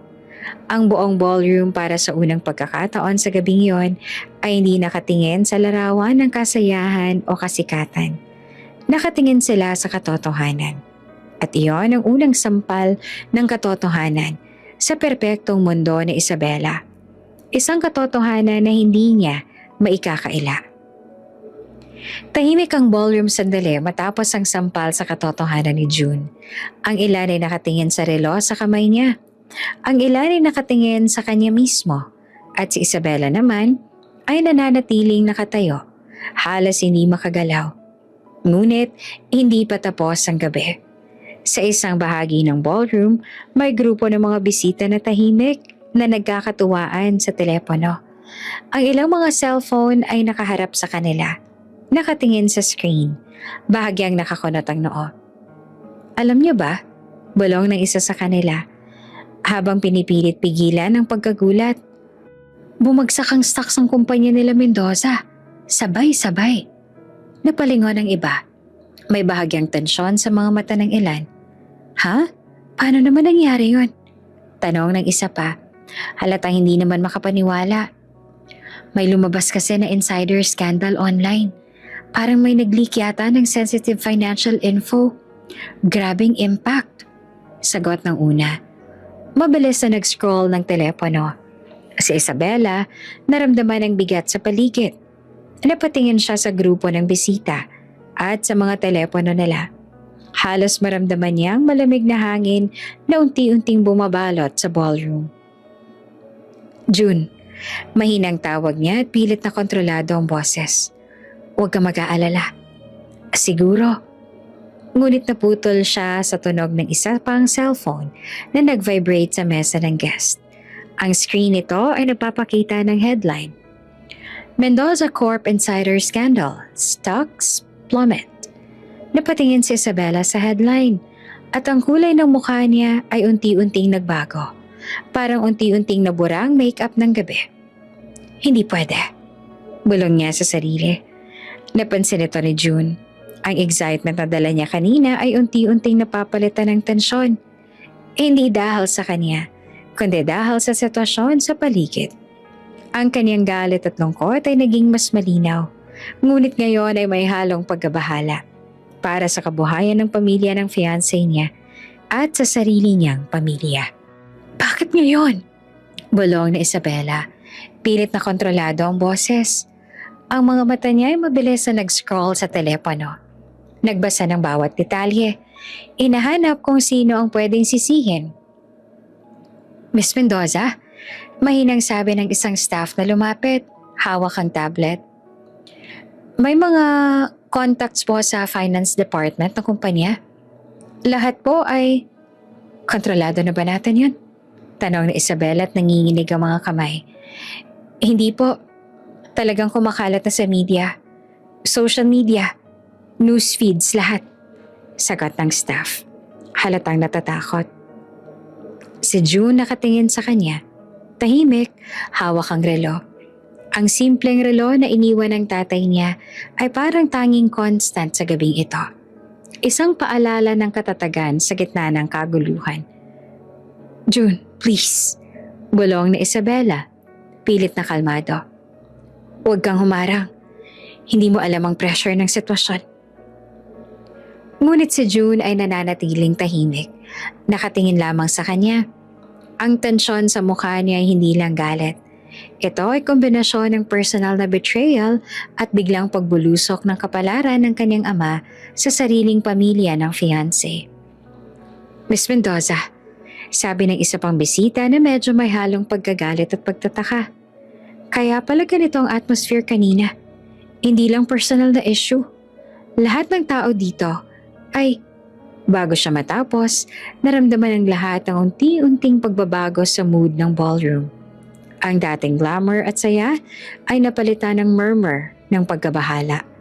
Isang babae, business partner ng Mendoza Corp, nakatayo sa gilid, hawak ang cellphone. Halos sumigaw. Bumagsak na ang stock. Talagang bumagsak. Napalingon si Isabela sa paligid. Napansin niya ang mga telepono ng iba, ang mga bisita na nagkwentuhan, ang mga staff na parang hindi alam kung ano ang gagawin. Hindi pwede. Bulong niya muli, hawak ang ulo niya. Halatang nangungulila sa kontrol na bigla niyang nawala. Si June nakatayo sa kanyang tabi, nakatingin lamang sa kanya. Ang galit at pagkabigla ay nakakombine sa isang katahimikan na bumalat sa kanya. Alam mo ba ang nangyari? Tanong ni June na mahina ngunit malinaw. Ang tinig niya ay parang hamon. June, sagot ni Isabela na nanginginig. Hindi ko sinasadya. Hindi to tungkol sa sinadya. Sagot ni June na halos bumulong. Ito ang resulta ng mga pagkilos ninyo. Personal at financial. Pareho. Tahimik na muli ang ballroom. Ang musika ay nagpatuloy. Pero parang hangin sa paligid ay iba. Mas malamig, mas matindi. Ang mga bisita na noon ay abala sa kasiyahan ay unti-unting napatingin sa bawat isa. May mga nagtataka, may mga nagkukumpara, may mga natutunan sa sariling mata ang biglang pagbagsak. Hindi ko alam kung paano pakita ihaharap sa tatay ko. Bulong ni June sa sarili. Tinitingnan ang relo, pero alam ko ang ginawa niya. At iyon ang mahalaga. Ngunit ang kanyang paningin ay bumalik kay Isabela. Nakita niya ang halong tensyon sa mga mata nito. Ang pressure ng financial at social scandal na biglang bumagsak sa kanilang mundo. Hindi lang ako ang nabigo. Bulong niya at parang walang tunog. Ang mundo rin ng iba, sabay na bumagsak. Tahimik siyang tumayo. Hawak ang relo at nakatingin sa paligid. Ang ballroom ay parang nagbago. Mula sa ingrandeng selebrasyon ng kasiyahan, ngayon ay tahimik na tanawin ng pagkabigla. Paghahanap ng solusyon at tensyon. Si Isabela nakatayo sa harap niya at napagtanto ang biglang pagbabago ng eksena. Ang parehong personal at financial downfall ay sabay-sabay na dumating. At ngayon, hindi na siya makakapagtago sa katotohanan. Tahimik ang ballroom, pero ang katahimikan ay panandaliang kumalma lamang bago sumabog ang susunod na krisis. Biglang tumunog ang cellphone ni Isabela. Tumayo siya, hinawakan ng telepono. Halatang naguguluhan. Hello? Saglit na tinig. Ngunit ang ilang segundo, unti-unting lumaki ang pagkabigla sa mukha niya. Anong nangyayari? Tanong niya at pilit kontrolado ang boses. Anong emergency? Miss Mendoza, sagot ng mahinang boses sa kabilang linya. May emergency board meeting po ngayon. Ang investors, ilan na po ang nag-pull out. Nagtataka kami sa sudden drop ng stocks. Kailangan po ng instructions sa inyo kaagad. Napatingin siya sa paligid. Ang ballroom ay parang nagiging alien. Ang mga bisita ay nakatingin sa kanya. At si June ay tahimik pa rin sa kanyang tabi. Hawak ang lumang relo. Board meeting?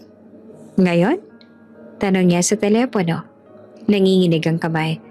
Hindi pwede. Hindi pwede. Hindi pwede. Engagement party ko ngayon. Miss Mendoza, seriously po, malaki pong epekto. Baka hindi po natin makontrol kung hindi ka agad. Naputol siya sa sarili niyang boses. Mabilis at tumingin sa kay June. Si June naman ay nananatiling tahimik. Nakatingin lamang sa kanya. Parang simpleng bagay sa kamay niya ang nagiging dahilan ng katotohanan na unti-unting bumagsak. June, mahina niyang tinawag. Hindi mo ba naiintindihan kung ano ang nangyayari? Ngunit hindi siya pinansin ni June. Hindi niya kailangan ng paliwanag. Ang isang mata sa kanya, isang hawak sa relo. Sapat na patunay. Sa kabilang dulo ng ballroom, may isang investor na tahimik na nanonood. Isang bilyonaryong kilala sa mundo ng agribusiness at investments. Nakatayo sa gilid. Hawak ang tablet. Napansin niya ang buong eksena. Ang pagpapahiya, ang pag-alis, at ang tahimik na dignidad ng lalaking pinaalis. Hindi pwede. Bulong ng investor sa sarili. Talaga bang tatay ni June yun? Alam ko ang lupain nila sa probinsya, ekta-ektarya yun. Tumigil siya sa pag-scroll. Ang ulo niya ay nakakunot. Halatang nag-iisip. Ang tanong sa isip niya ay malinaw. Paano niya maipapakita ang kanyang prinsipyo sa isang pamilya na ganito kawalang galang sa sariling ama na mapapangasawa niya? Biglang tumayo siya. Tumabi sa kanyang assistant. Cancel all pending investments, sabi niya. Wala nang idadaan sa Mendoza Corp. I want immediate pull-out. Ipapaabot mo sa board na hindi pwede ang ganitong klase ng disrespect sa pamilya at sa ama. Sir, seriously? Tanong ng assistant at halatang naguguluhan. Hindi. Hindi ganap. Basta't ang kumpanya ay nagpakita ng ganitong disrespect sa tao na may tunay na karapatan, hindi ko gagawing partner. Sagot ng bilyonaryo at halatang determinado. Sa ballroom narinig ni Isabela ang ilang bulong. Investment pulled out? Bilyonaryo Mendoza Corp? Napalingon sa paligid. Halos lahat ng bisita ay nakatingin na sa kanya. Nakatingin sa mga telepono at nakatingin sa kanya. Ang dati niyang glamour at control ay unti-unti nang bumagsak. Sa isang iglap, hindi pwede. Bulong niya sa sarili. Nanginginig ang boses. Hindi pwede. Si June ay nananatiling tahimik. Nakatingin sa kanya at naging sandata ng katotohanan at hustisya. Hindi lang personal na humiliation ang nangyari. Bulong niya sa sarili. Kahit financial, bumagsak din. Tumakbo ang isip ni Isabela. Ang mga investors na dapat ay sumusuporta sa kumpanya niya, ngayon ay nag-pull out. Ang board meeting na dapat ay kontrolado niya, ngayon ay nagiging emergency. Ang kanyang imaheng matatag at perpekto sa panlabas, ngayon ay unti-unti nang naguho sa harap ng maraming tao. Biglang naramdaman niya ang bigat ng mga mata ni June sa kanya. Hindi galit, hindi rin panlaban. Tahimik na katotohanan. Siyang dahilan kung bakit nandito ako. Bulong ni June sa sarili niya, paulit-ulit. Ngunit sa mga mata ni Isabela, naramdaman niya ang bigat ng bawat salita. Ang tahimik na pahayag na iyon ay parang bombang nagdulot ng pagkakaguluhan sa buong mundo. Personal at professional. Ang mga staff halatang hindi alam kung anong gagawin. May nagkatinginan. Ang ilan ay nag-scroll pa sa telepono. Nakikita ang mga news alert. Mendoza Corp investment pull out. Stocks plunge following social scandal. Ang iba naman ay nagkatinginan lang. Hindi sila makapaniwala sa nangyayari. Si Isabela, hawak ang telepono, nakatingin sa screen. Halos hindi makagalaw. Ang glamour at kasiyahan ng gabing ito ay napalitan ng panic at pagkabagabag. Si June hawak ang relo na natiling tahimik. Hindi siya nagpakita ng galit sa kanya. Ngunit bawat sandali ng katahimikan ay parang isang leksyon. May hangganan ng kapangyarihan ng imahe. At may katotohanan na hindi pwedeng basta-bastang baliwalain. Sa loob ng ballroom, ang tunog ng musika ay parang nagsimulang muling magpatugtog. Ngunit ngayon, ang tono ay mas mabagal, mas mabigat. Ang glamour ng gabi ay tila nagiging backdrop sa isang aral na matagal nang dapat natutunan ng pamilya ni Isabela.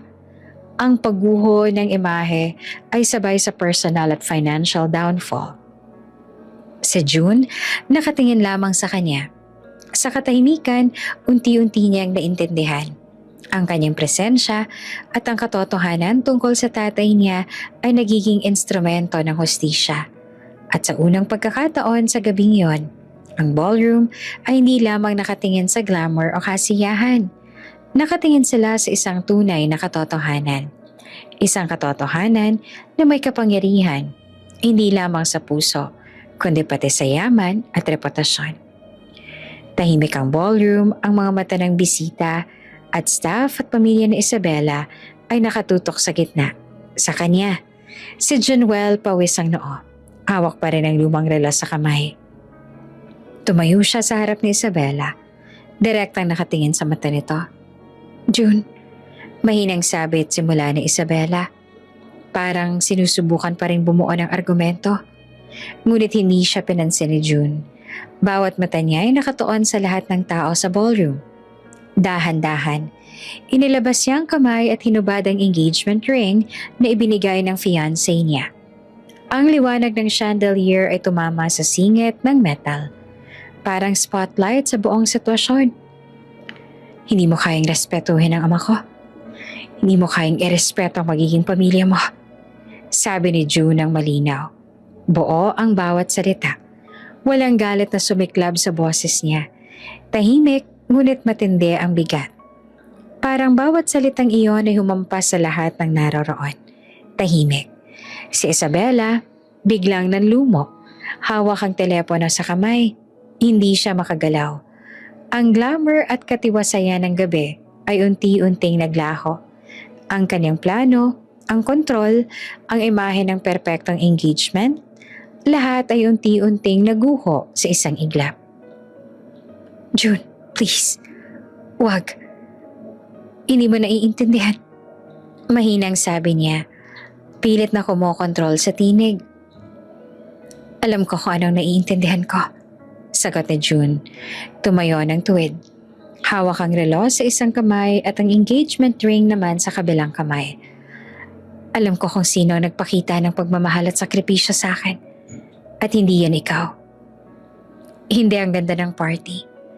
Hindi ang yaman. Hindi ang imahe. Kundi ang tatay ko. Ang ballroom ay parang nagbago. Ang mga bisita ay nagsimulang magbulungan. Hawak ang kanilang mga telepono, nakatingin sa bawat galaw. Ang ilang staff ay nagkatinginan. Hindi sila makapaniwala sa biglang lakas at kumpiyansa ni June. Si Isabella naman ay unti-unting napansin ang bigat ng bawat salita. Ang dating confident na babae ay tila natigilan sa isang iglap. Walang pahayag, walang sagot. June, hindi mo pwedeng gawin sa akin to. Sabi niya na halos napaiyak. Ngunit si June ay hindi nagpakita ng alinlangan. Ang bawat takbang niya ay kontrolado, matibay at puno ng katotohanan. Hindi ko kailangan ng engagement ring mo para malaman ko ano ang tama. Hindi ko kailangan ng ganda ng mundo mo para kilalanin ang tama at mali. Dagdag niya, tinuturo ang lumang relo. Ang ama ko, si Tatang Emilio, naglakad sa ulan, nagtiis sa hiya, at iniwan ang mensahe ni higit sa anumang salita. Siya ang dahilan kung bakit ako may prinsipyo at hindi ako papayag na insultuhin ang prinsipyong iyon. Si Isabella ay natiling nakatayo, hindi makagalaw, hindi makasagot. Ang dating confident at gamrosang imahe niya ay naglaho, parang nawala sa liwanag ng katotohanan. June, mahinang panawagan ng isa sa mga staff. Siguro naman pwede nating. Wala nang pwede. Sagot ni June na tahimik ngunit matibay. Ang tama at mali ay malinaw. At ang tama ay sumusuporta sa pamilya. Hindi ang lumalait at nagpapahiya. Ang engagement ring ay nakabitin sa kanyang kamay. Parang simbolo na isa-isang iglap, hindi lamang personal na relasyon ang nagwakas, kundi pati na ang ilusyon ng perpektong mundo ni Isabella. Dahan-dahan, iniligay niya ang ring sa maliit na kahon. Katabi ng relo na iniwan ng tatay niya. Parang dalawang bagay na yon. Isa para sa nakaraan, isa para sa kinabukasan, ay nagsilbing simbolo ng kanyang paninindigan at katotohanan. Tahimik ngunit matindi ang tensyon. Ang ballroom ay punong-puno ng mga mata, nakatingin sa bawat galaw. Ang dating glamour at kasiyahan ay napalitan ng aral. Isang leksyon sa respeto, dignidad at pamilya. Si June nakatingin sa lahat ng tao. Hindi siya galit sa fiancé. Hindi rin siya galit sa bisita o sa staff. Ang galit niya ay na-transform sa determinasyon at prinsipyo. Sa unang pagkakataon sa gabing iyon, ang lahat ay nakakita ng isang anak na hindi natakot ipakita ang panig ng katotohanan. Isang anak na hindi lamang tumayo para sa sarili, kundi para sa ama at sa tama. At sa katahimikan ng ballroom, sa ilalim ng liwanag ng chandelier, si June ay nananatiling matibay. Hawak ang lumang relo, hawak ang engagement ring, at nananatiling hindi matitinag sa prinsipyo at pagmamahal sa pamilya. Matapos iwan ng engagement party, bumaba si Januel sa parking area ng hotel. Malamig ang hangin sa labas. May kaunting amoy ng ulan na natira sa kalsada. Ang kanyang sapatos ay nag-squelch sa medyo basang semento habang nagmamadali siyang tumakbo sa taxi stand. Hindi siya nakapag-isip ng maayos sa loob ng ballroom. Ang galit, lungkot at pagkabigla ay halo sa bawat takbang niya. Ngunit may isang bagay na malinaw sa puso niya. Kailangan niyang makita ang tatay niya. Tumigil siya sandali sa harap ng taxi. Huminga ng malalim. Sana okay siya. Bulong niya sa sarili. Nagulat siya nang makita ang bus terminal sa kalye ng lungsod. Tahimik, malamig, at may mga bus na nakaparada. Ilang pasahero ang nagmamadali. Pinisil ni June ang relo sa kamay niya. Ang regalo ng tatay niya at naglakad papasok. At doon niya nakita si Tatang Emilio. Nakaupo sa isang simpleng bench sa terminal. May bag sa tabi, tahimik na kumakain ng pandesal. Ang kanyang barong ay medyo nag-iwan ng amoy ng putik at ulan. Napapansin ni June ang bawat galaw ng ama. Simple, tahimik, dignified kahit sa gitna ng pagkahiya at kahirapan ng gabing iyon. Tatay, mahina niyang tawag at parang nag-aalangan. June, Ano ginagawa mo rito? May party ka, diba? Tanong ni Tatang na halatang nag-aalala sa boses. Hinahanap kita. Tatay, kanina sa party hindi ko alam. Hindi ko alam kung paano ka poprotektahan, akala ko. Baka. June anak, okay ka lang ba? Oo tatay, pero kanina ang fiancé ko. Hindi niya matapos ang salita. Napapikit siya sandali. Huminga ng malalim. June, sabi ni Tatang ng mahinahon. Huwag mong isipin yan. Ang mahalaga, nandito tayo. Hawak natin ang isa't isa. At iyon ang tama. Napatingin si June sa kanya. Namulat ang mata sa bawat linya ng mukha ng ama. Ang mga gasgas at markas sa relo ay tila nagkakwento ng bawat sakripisyo. Bawat takbang ng tatay niya kanina, paglakad sa ulan, pagtiis sa hiya, at pagmamahal na walang kondisyon. Tahimik silang naupo sa bench. Tahimik ngunit punong-puno ng emosyon ng katahimikan. Ang pandesal sa kamay ni Tatang ay simpleng pagkain. Ngunit sa paningin ni June, simbolo ito ng simpleng buhay na puno ng dignidad at pagmamahal. Tatay, sorry. Sorry kung wala ako kanina sa tabi mo. Salamat, Tatay. Salamat sa lahat. Tahimik silang naglakad papunta sa exit ng terminal. Ang liwanag ng buwan na dahan-dahang sumilip sa kanilang mukha. Oh, anak, sabi ni Tatang habang inaabot ang natitirang pandesal. Kain tayo.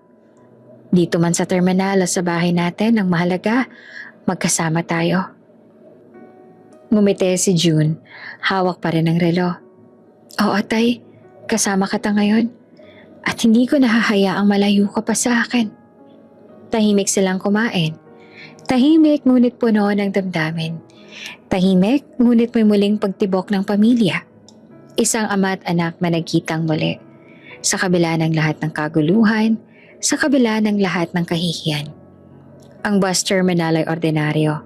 Simpleng lugar, ngunit sa paningin nila, ito ay naging success sa muling pagkikita, sa muling pagbuo ng tiwala. At sa katotohanang, kahit sa gitna ng gulo, ang pamilya ay laging mananatili. Tahimik ang bus terminal. Ang lamig ng gabi pumapawi sa tensyon ng buong araw. Huminga siya ng malalim. Pilit na hinahaplos ang kamay ng tatay niya. Tay, patawad kung hindi ko kayo napagtanggol kanina. Napangiti naman si Tatang Emilio. Anak, huwag mong dalhin yan sa sarili mo. Hindi mo kasalanan ang ginawa ng iba. Pero tay, masakit pa rin na makita kung paano kayong minaliit sa harap ng lahat. Totoo yan, sagot ni Tatang. Masakit, kaya mas mahalaga na malaman mo kung sino ang mga tunay sa buhay mo. At ngayon alam mo na.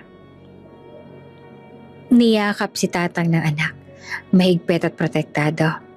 Anak, huwag ka mag-aalala ha. Andito ako at laging narito ako para sa'yo. Kahit anong mangyari sa mundo, kahit anong mangyari sa iba, ang pamilya natin ay mananatili. Salamat tatay. Bulong ni June na halos naiiyak na rin. Salamat sa lahat. Walang anuman anak. Ang mahalaga ay natutunan mo na ang halaga ng pagmamahal, respeto at pagkakaiba ng tama at mali. Natutunan mo na rin sa kabila ng lahat na may taong magtatanggol at magmamahal sa'yo nang walang kondisyon. Lumipas ang ilang buwan, ang lungsod na minsang puno ng ingay, ngayon ay tila naiwan na sa kanilang nakaraan. Si Januel kasama ang tatay na si Tatang Emilio ay nakatayo sa gilid ng kanilang bagong maliit, ngunit masiglang opisina ng agricultural tech startup. Ang opisina ay simple. May mga laptop, whiteboard na puno ng sketches at plano, mga trays ng seedlings na nagpapakita ng kanilang proyekto. Isang patunay na sa simpleng buhay may mas malalim na halaga at potensyal. Tatay, okay lang bang mga plano para sa smart irrigation system? Tanong ni June hawak ang tablet at nakangiti. Oo naman anak, sagot ni Tatang. Tinitingnan ang mga bagong seedlings sa tinanim nila sa experimental plot nila sa probinsya. Mas simple man ang buhay natin ngayon, mas totoo naman ang resulta at mas makakakita tayo ng epekto sa totoong tao at sa lupa. Ngumiti si June. Naramdaman ang kabuuan ng kasiyahan na hindi niya naranasan sa lungsod noon. Ang simpleng pagkain, ang tahimik na pag-uusap sa pagitan nila ng tatay, at ang pakiramdam na sila ay magkasama sa isang layunin. Lahat ay punong-puno ng saya at dignidad. Alam mo tatay, dagdag ni June, tumingin sa ama niya. Kung hindi dahil sa nangyari sa party at sa lahat ng kahihiyan, hindi ko siguro mauunawaan ang tunay na halaga ng pamilya at ng simpleng buhay. Tama ka anak, sagot ni tatang. Naglagay ng kamay sa balikat niya. Minsan, ang simpleng paraan ng pamumuhay at ang tunay na pagsusumikap ang nagbibigay ng pinakamalalim na halaga. Sa kabilang banda ng lungsod, ang kumpanya ng dating fiancé ni June ay tuluyan ng bumagsak. Ang mga investors ay hindi na nagtiwala at ang pangalan ng pamilya Mendoza ay unti-unting nawawala sa mundo ng negosyo. Si June nakatingin sa mga plots ng lupa at mga seedlings na pangiti ng tahimik. Hindi lahat ng mukhang marangal ay may puso. Bulong niya sa sarili. At hindi lahat ng mukhang simple ay walang halaga. Si Tatang Emilio nakangiting tumingin sa anak. June, ito na ang simula ng mas maraming bagay. Hindi lang para sa atin, kundi para sa mga taong makikinabang sa lupa at sa ating trabaho. Oo tay, mas simple, mas totoo, at mas mahalaga. Sa liwanag ng hapon sa pagitan ng lupa, halaman at ideya, nagkaroon sila ng isang bagong simula. Isang simula na hindi nakabase sa yaman, imahe, kundi sa puso, pamilya at tunay na halaga ng paggawa. Ang lungsod sa malayo ay patuloy sa sariling galaw, ngunit para kay June at sa tatay niya, bawat takbang sa bagong buhay ay puno ng kahulugan, katotohanan at pagmamahal na walang paltos. Bago ka pa lang sa channel neto, ibang kwento ni Ate Jane, istorya mo, ikwento ko. Huwag kalimutang pindutin ang notification bell at subscribe button.